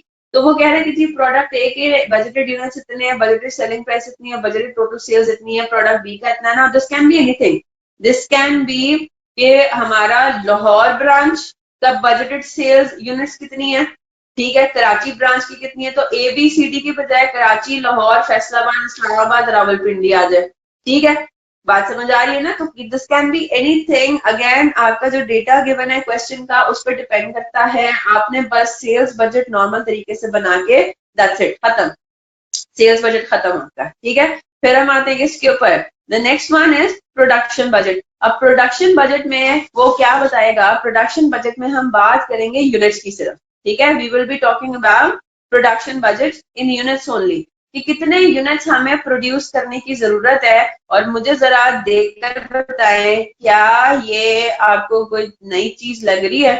प्रोडक्ट ए का वो कह रहा है बजटेड सेल्स हैं होनी है 45,000, ये कहाँ से आई, सेल्स बजट में से। ये देखें, सेल्स बजट में से क्या आ रहा है, नंबर ऑफ यूनिट्स आपने जो बजट किए हुए थे अब वो प्रोडक्शन बजट में इस्तेमाल हो रहे हैं। ठीक है, तो नंबर ऑफ बजटेड सेल्स आपने ले लिए यूनिट्स 45,000, बजटेड क्लोजिंग इन्वेंट्री का भी एक बनता है, खैर वो तो कॉस्ट के सेंस में बनता है। ठीक है, आपने ये बजट कर दिया कि भाई हमारे पास ये किस पर भी डिपेंड कर सकता है, हो सकता है सेफ्टी स्टॉक वाली चीज इसमें हम इन्वॉल्व करें, है ना। हम बजट करें कि भाई हमारा कितना जो है वो लेवल होना चाहिए, या हमने कितना जो है अपना फिक्स करना है। कुछ सिनेरियोज में इस तरह से भी होता है ना कि बिजनेस की पॉलिसी है कि उसको हर हाल में 10,000 यूनिट्स जो है उसके होने ही होने चाहिए क्लोजिंग इन्वेंट्री में। ठीक है, तो इस तरह की और भी बहुत सारी चीजें होती हैं। तो बजटेड क्लोजिंग इन्वेंट्री आपने इसमें ऐड कर दी, टोटल प्रोडक्शन रिक्वायर्ड आ गया 50,000, उसमें से ओपनिंग इन्वेंट्री माइनस कर दी, तो प्रोडक्ट्स टू बी मैन्युफैक्चर्ड। ये हमने पहले कहीं पढ़ा हुआ है, कहाँ पढ़ा हुआ है ये इस तरीके का फॉर्मेट, ये कुछ चीज ऐसी है जो कि हमारे लिए नई नहीं होनी चाहिए। This is exactly cost of goods manufactured, cost of sales कह दे, मर्जी है। ठीक है, कॉस्ट ऑफ सेल्स, अब जरा मुझे बताए cost of goods sold rupees में किस तरीके से करते हैं। हाँ जी, COGS ही कर लेते हैं, चलें। ठीक है, कॉस्ट ऑफ गुड्स सोल्ड का फॉर्मूला क्या है, अमाउंट इन रुपीज होता है ना सारा वो। ठीक है, cost of goods sold in rupees का क्या फॉर्मूला है,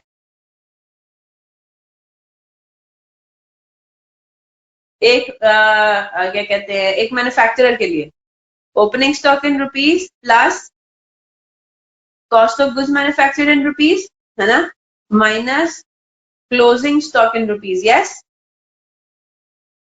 मैं अगर इन सब चीजों को यूनिट से रिप्लेस कर दूं, unit sold is equal to opening units plus units produced. हाँ जी, हो सकता है ना, यही फॉर्मूला है, इसको बस मैंने रुपीज में लिखा और नीचे मैंने उसको यूनिट्स में कर दिया।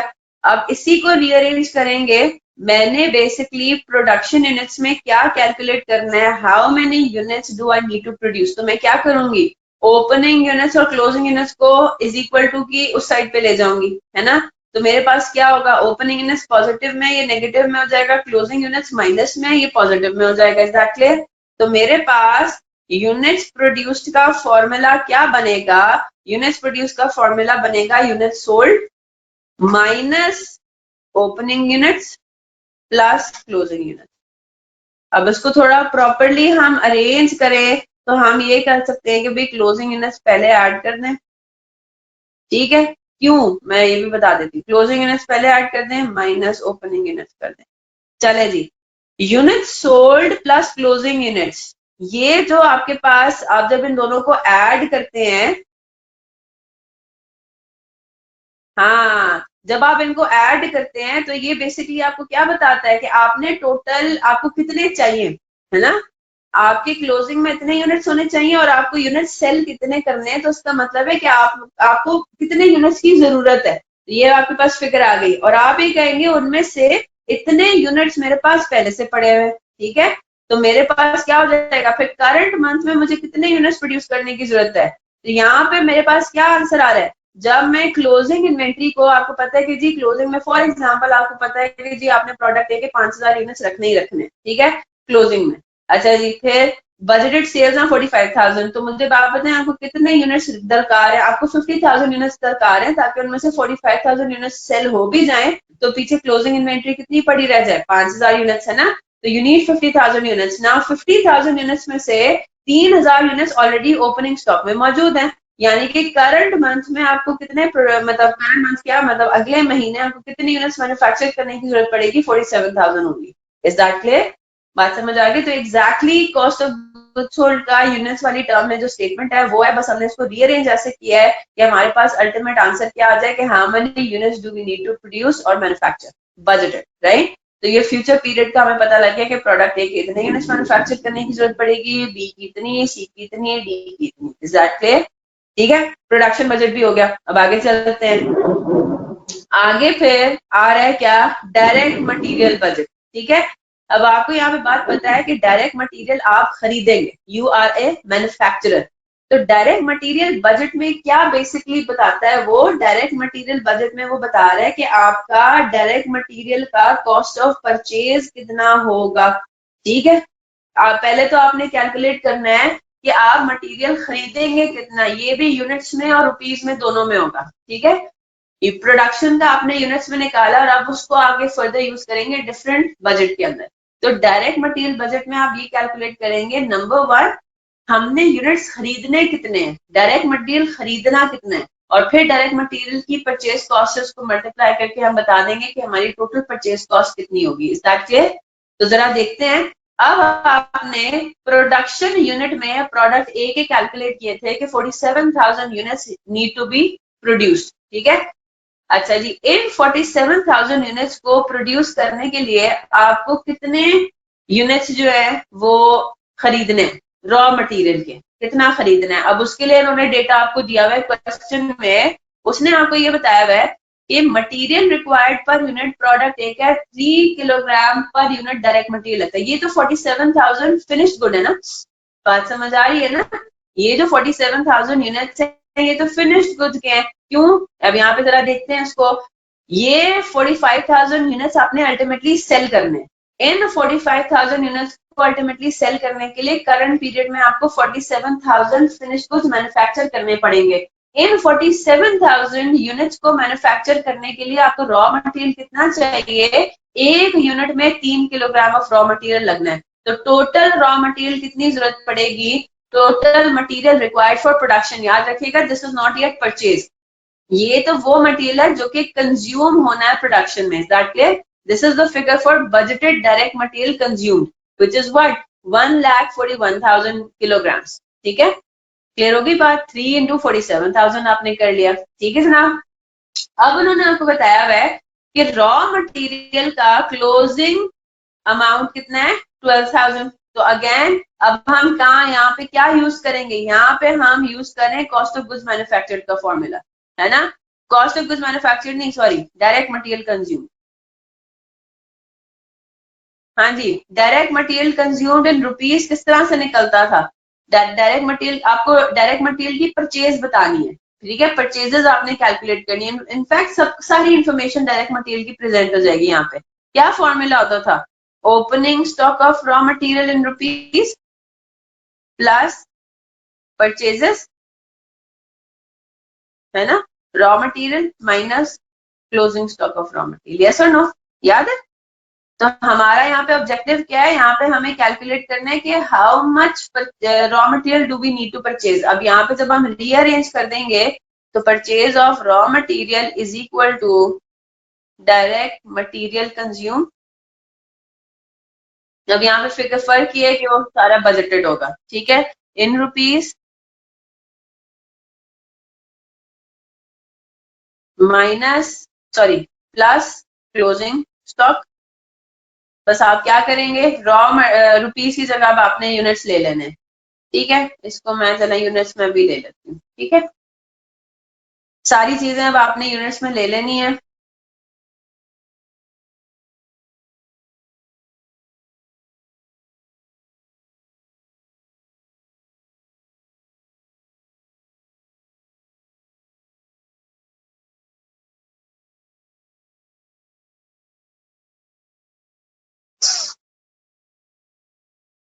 ठीक है, यही बेसिकली आपने जो है वो रीअरेंज कर दिया।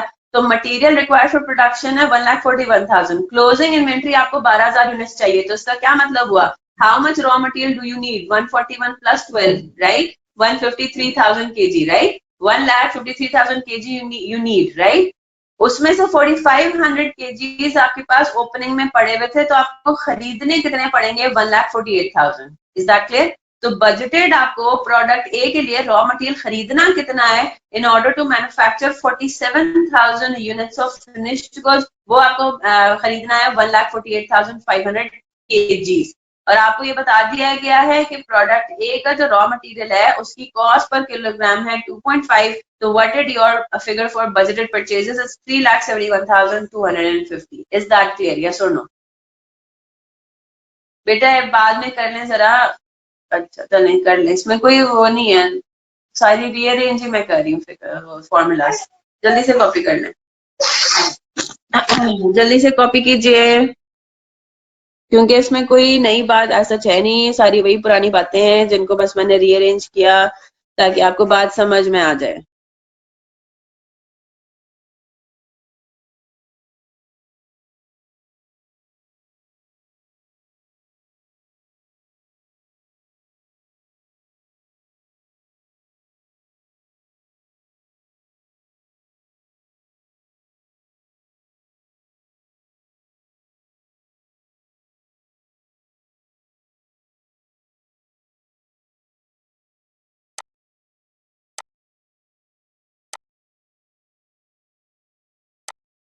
Right, 153,000 kg, right, 1,53,000 kg you need, right।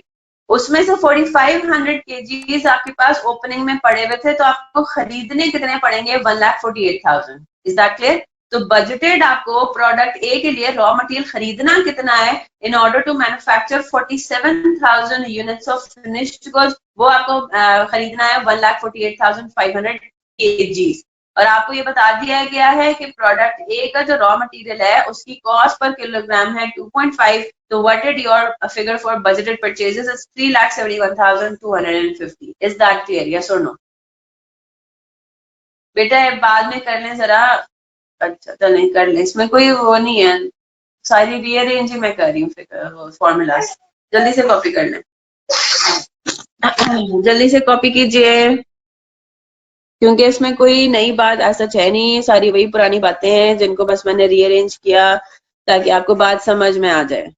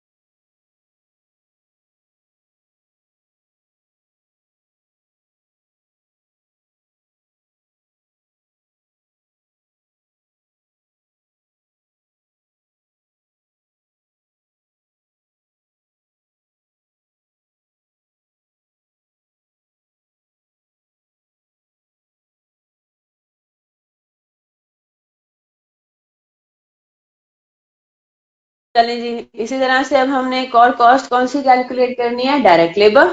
ठीक है, डायरेक्ट मटेरियल बजट हो गया, डायरेक्ट लेबर बजट हो गया। बेसिकली हम किस चीज को फॉलो कर रहे हैं, आप इस बात को याद रखिएगा। ये जो हमने फ्लो चार्ट पढ़ा था, हमारा ऑब्जेक्टिव ये कि हम मास्टर बजट बना सके, है ना। मास्टर बजट के लिए पहले सेल्स बजट पढ़ा, फिर प्रोडक्शन बजट बढ़ा। अब रॉ मटेरियल, लेबर और फैक्ट्री ओवरहेड बजट पढ़ेंगे। तो उसके उसके थ्रू क्या बनेगा, cost of goods sold budget. इन तीनों बजट को इंडिविजुअली पढ़ना है, फिर इन तीनों बजट को इनकॉर्पोरेट करके सीओजीएस बजट बनेगा। साथ में selling and distribution expense, general administrative expense. तो हमारे पास अल्टीमेटली क्या सारी इंफॉर्मेशन अवेलेबल हो जाएगी to prepare a budgeted profit and loss account, budgeted cash flow.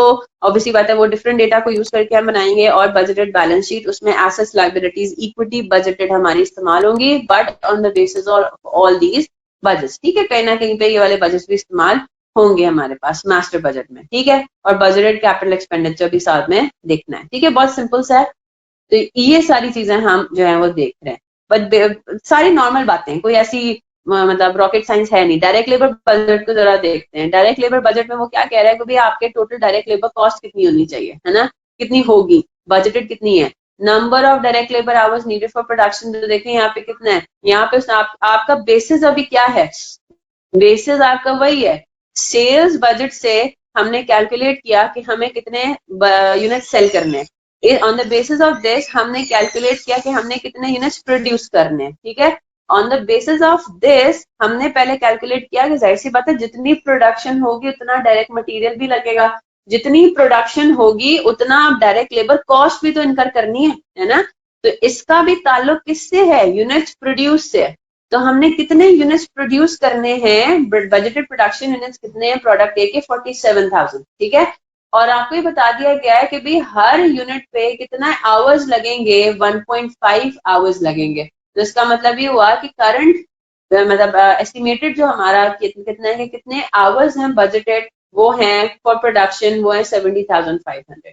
आप अपने लेबर को पे करते हो at the rate of 8 rupees per hour, direct labour है ये। तो total budgeted direct labour cost आ गई 5,64,000, कोई मसला ही नहीं। अभी बाकी सारे प्रोडक्ट्स में भी बिल्कुल सेम तरीके से किया हुआ है। और एक आखिरी चीज हमारी क्या रहेगी कॉस्ट ऑफ प्रोडक्शन के अंदर, कॉस्ट ऑफ प्रोडक्शन के अंदर आखिरी चीज हमारी फैक्ट्री ओवरहेड्स हो गई, है ना, मैन्युफैक्चरिंग ओवरहेड्स। अब मैन्युफैक्चरिंग ओवरहेड्स में आई होप आपको ये बात समझ में आती है कि there is fixed and variable element, है ना। फिक्स्ड भी है, वेरिएबल भी है। अच्छा जी, जो वेरिएबल है वो तो आपको पता है कि जी वो हम कैलकुलेट करते हैं पर यूनिट, और फिर उसके बेसिस पे हम नंबर ऑफ यूनिट से मल्टीप्लाई कर देते हैं फिक्स्ड ओवरहेड्स एलोकेट होने, याद रखिएगा, है ना।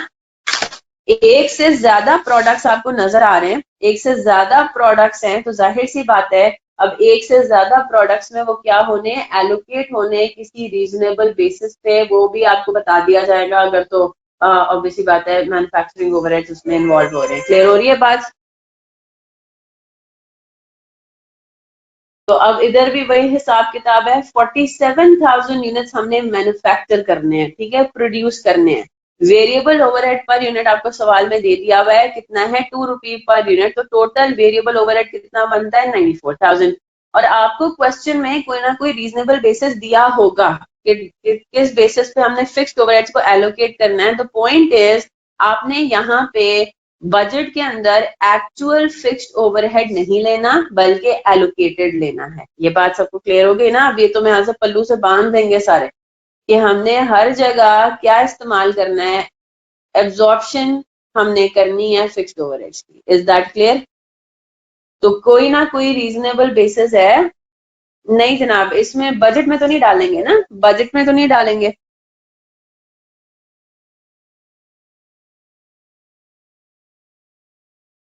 ठीक है, तो हमारे पास उन्होंने कोई फिगर बता दी है ये, और हमने कैलकुलेट कर लिया, 65,000 आया। यहाँ पे मिसप्रिंटिंग हुई हुई है, this is budgeted manufacturing overheads. ठीक है, ये बजटेड मैन्युफैक्चरिंग ओवरहेड्स हमारे पास टोटल आ गए, fix plus variable 94 plus 65 is 1,59,000। Is that clear. ठीक है जी, अब जरा एक सवाल के ऊपर आ जाते हैं। हमारे पास है ये class work number 4। Class work number 4 में वो ये कह रहा है, अच्छा इसमें ये प्रोडक्शन कॉस्ट बजट मांग रहा है ना। तो प्रोडक्शन कॉस्ट बजट के लिए मैं आपको, हमें ये देखना पड़ेगा। प्रोडक्शन कॉस्ट बजट जो है ना वो हमारा किस तरीके से बनेगा। प्रोडक्शन कॉस्ट बजट जरा हम देख लेते हैं। हमने अभी जितनी भी चीजें देखी है ना, अब प्रोडक्शन कॉस्ट बजट में वो सारी की सारी सिंपली आपने इनकॉर्पोरेट कर देनी है। सिर्फ एक और चीज पढ़नी है। हमने प्रोडक्शन बजट पढ़ा, प्रोडक्शन बजट में सिर्फ और सिर्फ यूनिट्स की बात कर रहे हैं, है ना। फिर हम आए डायरेक्ट मटेरियल, डायरेक्ट लेबर और फैक्ट्री ओवरहेड्स। ठीक है जी। बेटा एस्टिमेटेड अप्लाइड यूज करेंगे ना। एस्टिमेटेड तो होगा लेकिन एस्टिमेटेड मतलब आपने अप्लाइड वाला लेना है। ओवरहेड एब्जॉर्प्शन रेट आपने यूज करना है, एस्टिमेटेड जो भी आपका बेसिस है उसके ऊपर। यूज आपने अप्लाइड ओवरहेड OAR यूज करना है, ठीक है। अब मेरी बात गौर से सुनिएगा, प्रोडक्शन कॉस्ट बजट क्या होता है। अब एक और चीज, अब आपने प्रोडक्शन बजट पढ़ा जिसमें सिर्फ यूनिट्स थे, फिर आप डायरेक्ट मटेरियल, डायरेक्ट लेबर और FOH पे आए, वो आपने इंडिविजुअल 3 डिफरेंट कंपोनेंट्स पढ़े। अब आपने हम तीनों को सिर्फ एक जगह पे लिस्ट डाउन कर देना है। बात समझ आ रही है। तो प्रोडक्शन कॉस्ट बजट कैसे होगा। प्रोडक्शन कॉस्ट बजट में जो आपने क्या कैलकुलेट किया है, डायरेक्ट मटेरियल कैलकुलेट किया है डायरेक्ट मटेरियल बजट से, वो डायरेक्ट लेबर कॉस्ट जो आपने बजटेड कैलकुलेट किया है किसमें से, डायरेक्ट लेबर बजट में से वो, और ये आपके पास क्या आ जाएगी, प्राइम कॉस्ट आ जाएगी। इन दोनों को ऐड करेंगे, प्राइम कॉस्ट। ये तो सिंपल फॉर्मेट है और कुछ भी नहीं है, ठीक है। और आपने नीचे क्या ले लेना है, प्रोडक्शन ओवरहेड्स।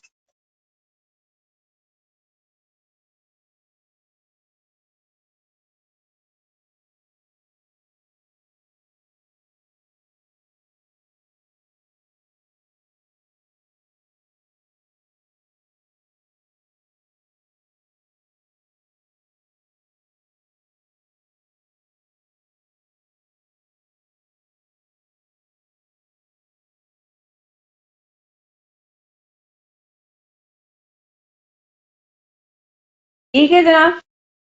तो आपने जो डिफरेंट बजट्स बनाए हैं ना, डायरेक्ट मटेरियल बजट में से ये फिगर आ जाएगी, डायरेक्ट लेबर बजट में से ये फिगर आ जाएगी, और आपके जो प्रोडक्शन मैन्युफैक्चरिंग ओवरहेड बजट है उसमें से वेरिएबल एलिमेंट ये आ गया, फिक्स एलिमेंट ये आ गया, ठीक है।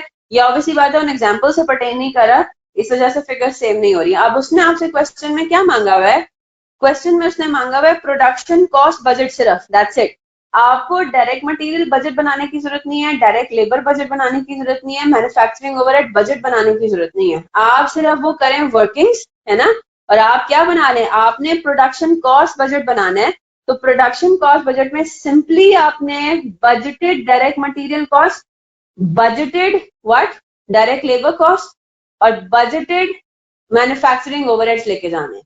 और आइडियली आइडियली बजट्स में इस तरह से भी, जी बिल्कुल स्टडी टेक्स्ट में जो गिवन है वही वाला सवाल है। और आइडियली हम लोग क्या करते हैं कि जो हमें एक्चुअल डेटा गिवन है ना पास्ट का, हम उसको और हम बजटेड को कंपेयर करते हुए दिखा देते हैं। नहीं भी करेंगे तो खैर, ठीक है।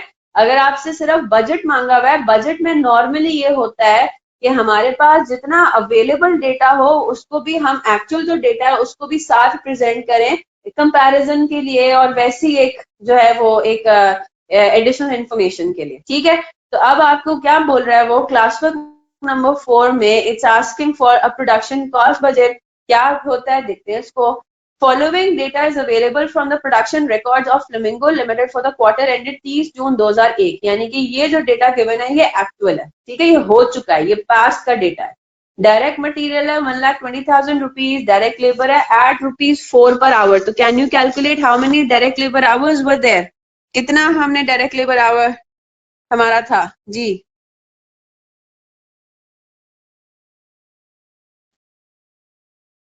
How many direct labour hours were there, कितना हमने काम किया, बिल्कुल 75,000 डिवाइड बाय 4।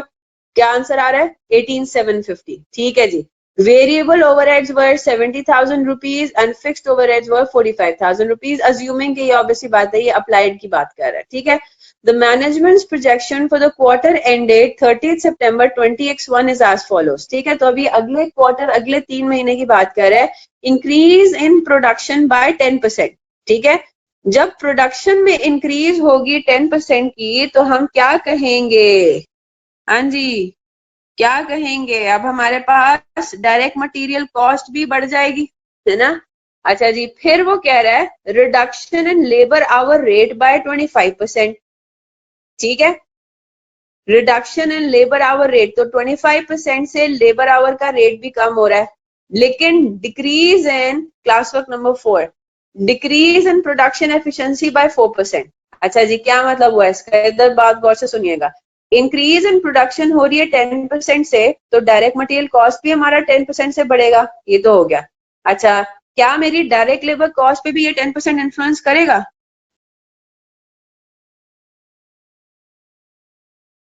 बिल्कुल करेगा, है ना, बिल्कुल करेगा।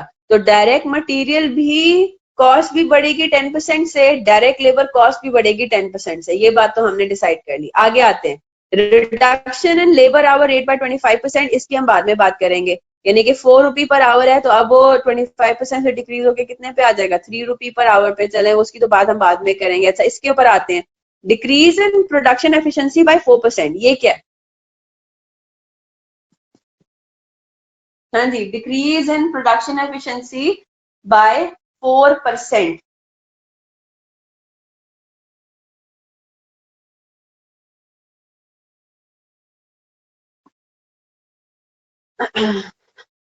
प्रोडक्शन एफिशिएंसी में डिक्रीज आया, 4% का डिक्रीज आया। बेटा डायरेक्ट मटेरियल क्यों क्यों क्यों नहीं इफेक्ट होगा, 10% से डायरेक्ट मटेरियल इफेक्ट होगा ना, प्रोडक्शन बढ़ रही है तो मटेरियल भी बढ़ेगा हमारा। यही डिस्कस कर रहे हैं अब्दुल्ला। हमारा प्रोडक्शन में इंक्रीज आया तो डायरेक्ट मटेरियल कॉस्ट भी हमारी बढ़ेगी, डायरेक्ट लेबर कॉस्ट भी बढ़ेगी, ठीक है। तो यहाँ पे आप बताएं जरा, decrease in production efficiency by 4%, इसका क्या मतलब है कि पहले जो एम्प्लॉइज टाइम लेते थे, अब वो ज्यादा टाइम लेंगे, है ना, लेबर आवर्स हमारे यहाँ पे भी बढ़ जाएंगे, है ना। अच्छा, क्या इस 4% का इफेक्ट डायरेक्ट मटेरियल पे पड़ेगा? नहीं, है ना, डायरेक्ट मटेरियल पे तो कोई फर्क नहीं पड़ेगा, यस और नो, है ना। तो डायरेक्ट मटेरियल पे हमारा कोई फर्क नहीं पड़ना, सिर्फ डायरेक्ट लेबर पे 4% का फर्क क्या पड़ेगा कि अब, अच्छा क्या फर्क होगा, इससे भी हमारी डायरेक्ट लेबर कॉस्ट बढ़ेगी, क्योंकि प्रोडक्शन इंक्रीज हो रही है तो डायरेक्ट लेबर आवर्स बढ़ रहे हैं, है ना। अच्छा जी, डायरेक्ट लेबर आवर्स एक तो 10% की वजह से भी बढ़ेंगे, और डायरेक्ट लेबर आवर्स 4% की ऊपर की वजह से भी बढ़ेंगे, बात समझ आ रही है। तो दोनों 10% और 4% का इफेक्ट क्या पड़ रहा है कि हमारे डायरेक्ट लेबर आवर्स बढ़ रहे हैं। यहां तक बात क्लियर होगी? ठीक है जी, आगे चलते हैं। No change in purchase price, यानी कि डायरेक्ट मटेरियल की कॉस्ट पर यूनिट सेम है। जी बेटा, इंक्रीज इन प्रोडक्शन का मतलब यही हुआ ना कि आप अल्टीमेटली यूनिट ज्यादा प्रोड्यूस कर रहे हो, ठीक है। अच्छा जी, no change in purchase price and consumption per unit of direct material, variable overheads are allocated to production on the basis of direct labour hours, ठीक है जी। और फिक्स्ड ओवरहेड्स तो ऑब्वियसली बात है फिक्स्ड ही रहेंगे, है ना। फिक्स्ड ओवरहेड्स जो 45,000 है, वो अगले क्वार्टर में भी हम अज्यूम करेंगे वो फिक्स्ड ही रहेंगे। वेरिएबल ओवरहेड्स की उसने बात की कि भाई वो कैलकुलेट करना on the basis of direct labour hours, तो इसका भी हम रेट कैलकुलेट कर लेंगे। तो पहले आपको क्या प्रिपेयर करना है, you are required to prepare a production cost budget for the quarter ended 30 September 2021। Again आपको उन्होंने जो है वो अमाउंट दी हुई है, करंट क्वार्टर की भी, जो क्वार्टर गुजर चुका हुआ है, तो हम उसको भी साथ में प्रेजेंट करेंगे। अब किस तरीके से होगा मैं यही से आपको शो कर रही हूँ, क्योंकि this is very simple. Please इसको पहले जरा देख लें, आपके मैं सारी अभी सॉल्व करेंगे तो सब आंसर्स क्लियर हो जाएंगे, अभी हमने सॉल्व करना शुरू नहीं किया इसको। चलें जी, आपने सारा जो एक्चुअल डेटा है वो यहाँ पे पुट कर दिया, ठीक है। पास का जो डेटा है, 1,20,000 आपका डायरेक्ट मटेरियल था, डायरेक्ट लेबर कॉस्ट आपकी 75,000 थी, तो direct material plus direct labour आपके पास क्या आंसर आता है, प्राइम कॉस्ट, है ना। आपने प्राइम कॉस्ट टोटल दिखा दी। फिर आपने बताया कि जी 17,000 वेरिएबल ओवरहेड है और 45,000 हमारा फिक्स्ड ओवरहेड था पास्ट क्वार्टर का, ठीक है, ये काम हो गया। तो ये तो हमारे पास जो गुजरा हुआ क्वार्टर है ये उसकी डिटेल होगी। अब हमारे पास मेन चीज क्या है, बजटेड के ऊपर। चलें जी, एक एक करके आते हैं। डायरेक्ट मटेरियल कॉस्ट मेरी बजटेड कितनी होगी, वो कह रहा है कि मेरी कोई परचेज प्राइस इंक्रीज या डिक्रीज नहीं हुई, और ना ही मेरी consumption per unit of direct material increase या डिक्रीज हुई है। तो क्या मतलब हुआ, मेरी डायरेक्ट मटेरियल की कॉस्ट में सिर्फ और सिर्फ इंक्रीज आएगा because of your increase in production. कितना प्रोडक्शन इंक्रीज हुआ है, 10%। तो मेरे पास जो डायरेक्ट मटेरियल की कॉस्ट है वो भी 10% से बढ़ जाएगी। तो मैंने क्या करना है, 1,20,000 मल्टीप्लाइड बाय 1.1, यानी कि 1,32,000। Is that clear?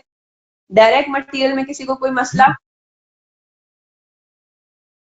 अब हम आते हैं किसके ऊपर? अब हम आते हैं डायरेक्ट लेबर पे। जरा इसकी साथ में वर्किंग करते हैं, ठीक है? चलें जी, क्लास वर्क नंबर 4। वैसे तो मैं सिर्फ आपको बुक से ही सोल्यूशन इसका दिखा रही हूँ, ठीक है? ये पैक हैंडबुक में भी इसी का इसी तो यही सोल्यूशन गिवन है, ठीक है ना? अब जरा हम आते हैं डायरेक्ट लेबर आवर्स पे। इसमें कोई, अब देखते हैं। हाँ जी, मुझे बताइए, जो मेरे पास जून का क्वार्टर है, ठीक है, क्वार्टर एंडेड जून, उसमें मेरे डायरेक्ट लेबर आवर्स कितने थे? वो मैंने कैलकुलेट कर लिए थे। 75,000 डिवाइड बाय 4 यानी कि 18,750। यस और नो? चलें जी, अब मुझे बताएं, 18,750। पहले तो ये बात हो जाएगी कि मेरे पास प्रोडक्शन जब बढ़ गया 10% से, तो मेरा जो नंबर ऑफ आवर्स हैं वो भी 10% से बढ़ जाएंगे। यस और नो? तो मेरे पास अभी direct labour hours for quarter ended सितंबर, ठीक है, सितंबर का जो मेरे पास क्वार्टर है उसके मेरे बजटेड डायरेक्ट लेबर आवर्स कितने हैं? ऑब्वियसली बजटेड है, ठीक है? मैं ब्रैकेट में भी लिख दे रही हूँ ताकि किसी को कोई कंफ्यूजन ना हो। These are going to be your budgeted direct labour hours. How much are they going to be? मैंने कैलकुलेट कर लिया, 18,750 आवर्स तो मेरे जून के हैं, ठीक है? मैंने इसको किससे मल्टीप्लाई कर दिया? 1.1 से, है ना? 10% से मेरा बढ़ गया, या तो मैं इसको इस तरह करूं या 110/100 कर दूं। क्लियर होगी बात? प्रोडक्शन 10% बढ़ेगा तो मेरे पास नंबर ऑफ आवर्स भी इस तरह से बढ़ जाएंगे। अच्छा, अब अगर मैं आपसे पूछूं, एक और increase in direct labour hours भी आ रहा है, वो है 4%। क्लियर होगी ना बात? मेरी प्रोडक्शन एफिशिएंसी 4% से गिर गई। इसका मतलब ये हुआ कि अब मुझे 4% जो है वो ज्यादा टाइम लगाना है। Is that clear? 25 को भी साइड पे कर दें, पहले नंबर ऑफ आवर्स पे तो आए। 25% तो रेट पे अप्लाई होगा ना, अभी हम रेट की बात नहीं कर रहे, अभी हम आवर्स पे फोकस कर रहे हैं, ठीक है? अब मुझे बात बताइए, प्रोडक्शन एफिशिएंसी 4% गिर गई, क्या मतलब हुआ? हमारे डायरेक्ट लेबर आवर्स 4% ज्यादा लगेंगे। बात समझ आ रही है ना? एफिशिएंसी हमारी 4% से डिक्रीज हो गई, मतलब अब हमारे जो डायरेक्ट लेबर आवर्स हैं, एग्जैक्टली अब हमें 4% ज्यादा काम करना है। तो अब हम क्या करेंगे? इसको भी हमने क्या कर देना है? 18,750 आवर्स अब नहीं लगेंगे, बल्कि 104/100। Is that clear? है ना? 4% ये भी बढ़ गया। तो मुझे जरा बताएं, मेरे पास रिवाइज्ड नंबर ऑफ आवर्स कितने होंगे? 18,750 इंटू 1.1 इंटू 1.04, 21,450 आवर्स। इसका मतलब है मेरे बजटेड है। इज दैट क्लियर जी? शाहरुख, क्लियर होगी बात? मुनीबा, सना, समरा, शाहजेब, उजैर, जेबा, मोहम्मद शाहरुख, मोहम्मद बिलाल, मोहम्मद अहमद, गुलाम मोहम्मद, अनस, एमन, अब्दुल्ला, मोहसिन, क्रिस्टल, क्लियर हो गया सबको? 4 आपने क्यों मल्टीप्लाई किया है? एक सेकेंड, 4 से क्यों मल्टीप्लाई किया है गुलाम मोहम्मद? 101.14 क्यों कर दिया आपने बेटा? 1.14 तो ना करे ना, 14% नहीं करना। 14% से आंसर डिफरेंट आएगा, वो तो गलत आएगा ना। 18,750 आवर्स आपके बढ़े 10%, और 18,750 आवर्स में बेसिकली 4% का और भी इजाफा करना है, ठीक है? तो 1 पॉइंट, अब दोनों आपने एलिमेंट्स को सेपरेट रखना है गुलाम मोहम्मद, दोनों एलिमेंट्स आपके सेपरेट है। प्रोडक्शन एफिशिएंसी सेपरेट है, और प्रोडक्शन की वजह से जो 10% इंक्रीज आ रहा है उसको सेपरेट रखें। आप इसको ये मत कहें कि ओ 10% वो इंक्रीज, 4% वो इंक्रीज, यानी कि 14% टोटल। No, this is not the right thing.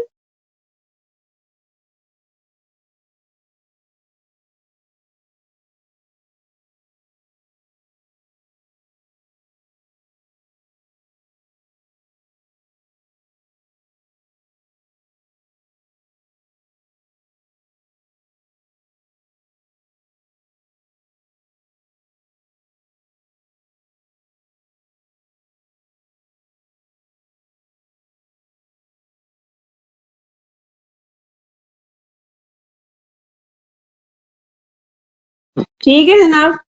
अब दूसरी चीज इसमें क्या थी आपके पास? लेबर आवर रेट में रिडक्शन थी बाय 25%। जरा बताएं रिवाइज लेबर आवर कितना बनता है? रिवाइज लेबर आवर रेट बनता है 3 रुपीज। तो लेबर कॉस्ट बंद कैलकुलेट कर सकते हैं आप। डायरेक्ट लेबर कॉस्ट कैलकुलेट हो जाएगी 21,450 hours multiplied by what? Multiplied by 3 rupee per hour, है ना? क्या आंसर आ रहा है आपके पास?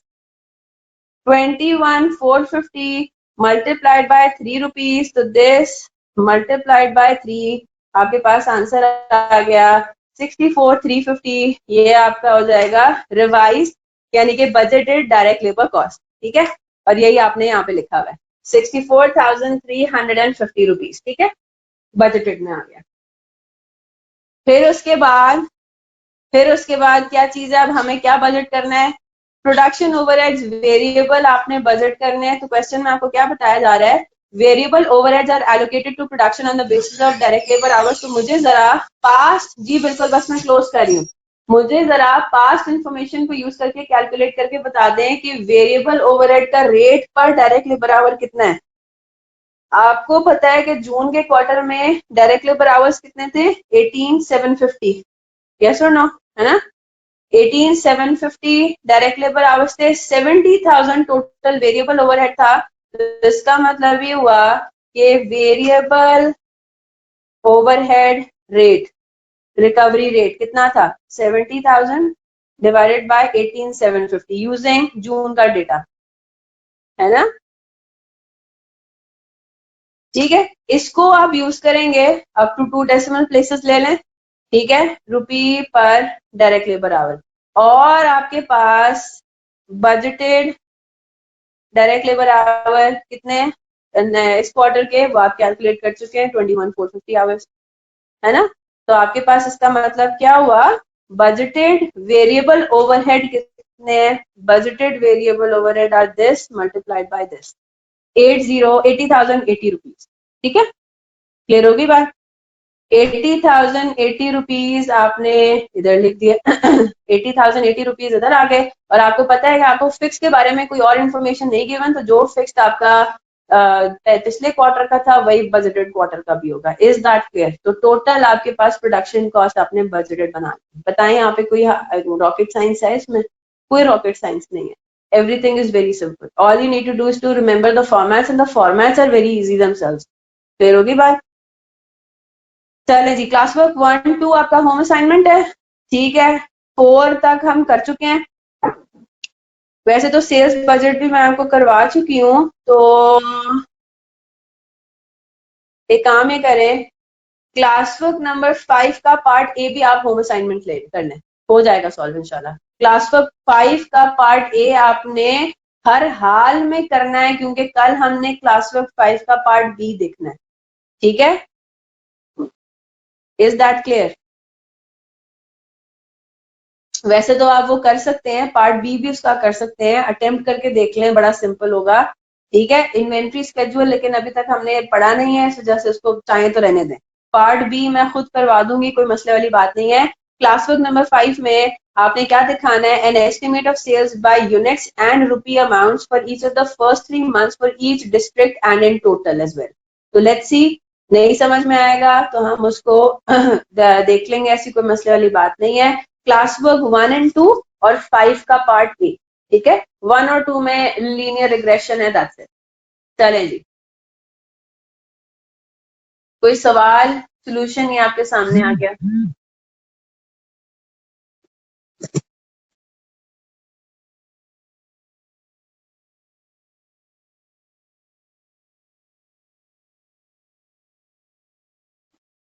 चलें जी, बेहतरीन हो गया। ऑडिट के लिए निकले। आप लोगों का प्रोसेस कॉस्टिंग का टेस्ट मैं थर्सडे को ले रही हूँ अब, ठीक है? Just in case anybody was waiting for confirmation, Thursday Friday आपका इंशाल्लाह प्रोसेस कॉस्टिंग का टेस्ट है। 5 का पार्ट भी मत करें, ठीक है? मैं करवा दूंगी, एक तक कर लें, उसमें सेल्स बजट ही इन्वॉल्व हो रहा है। चले जी, इंशाल्लाह कल मिलते हैं। Till then take care of yourselves, अल्लाह हाफिज।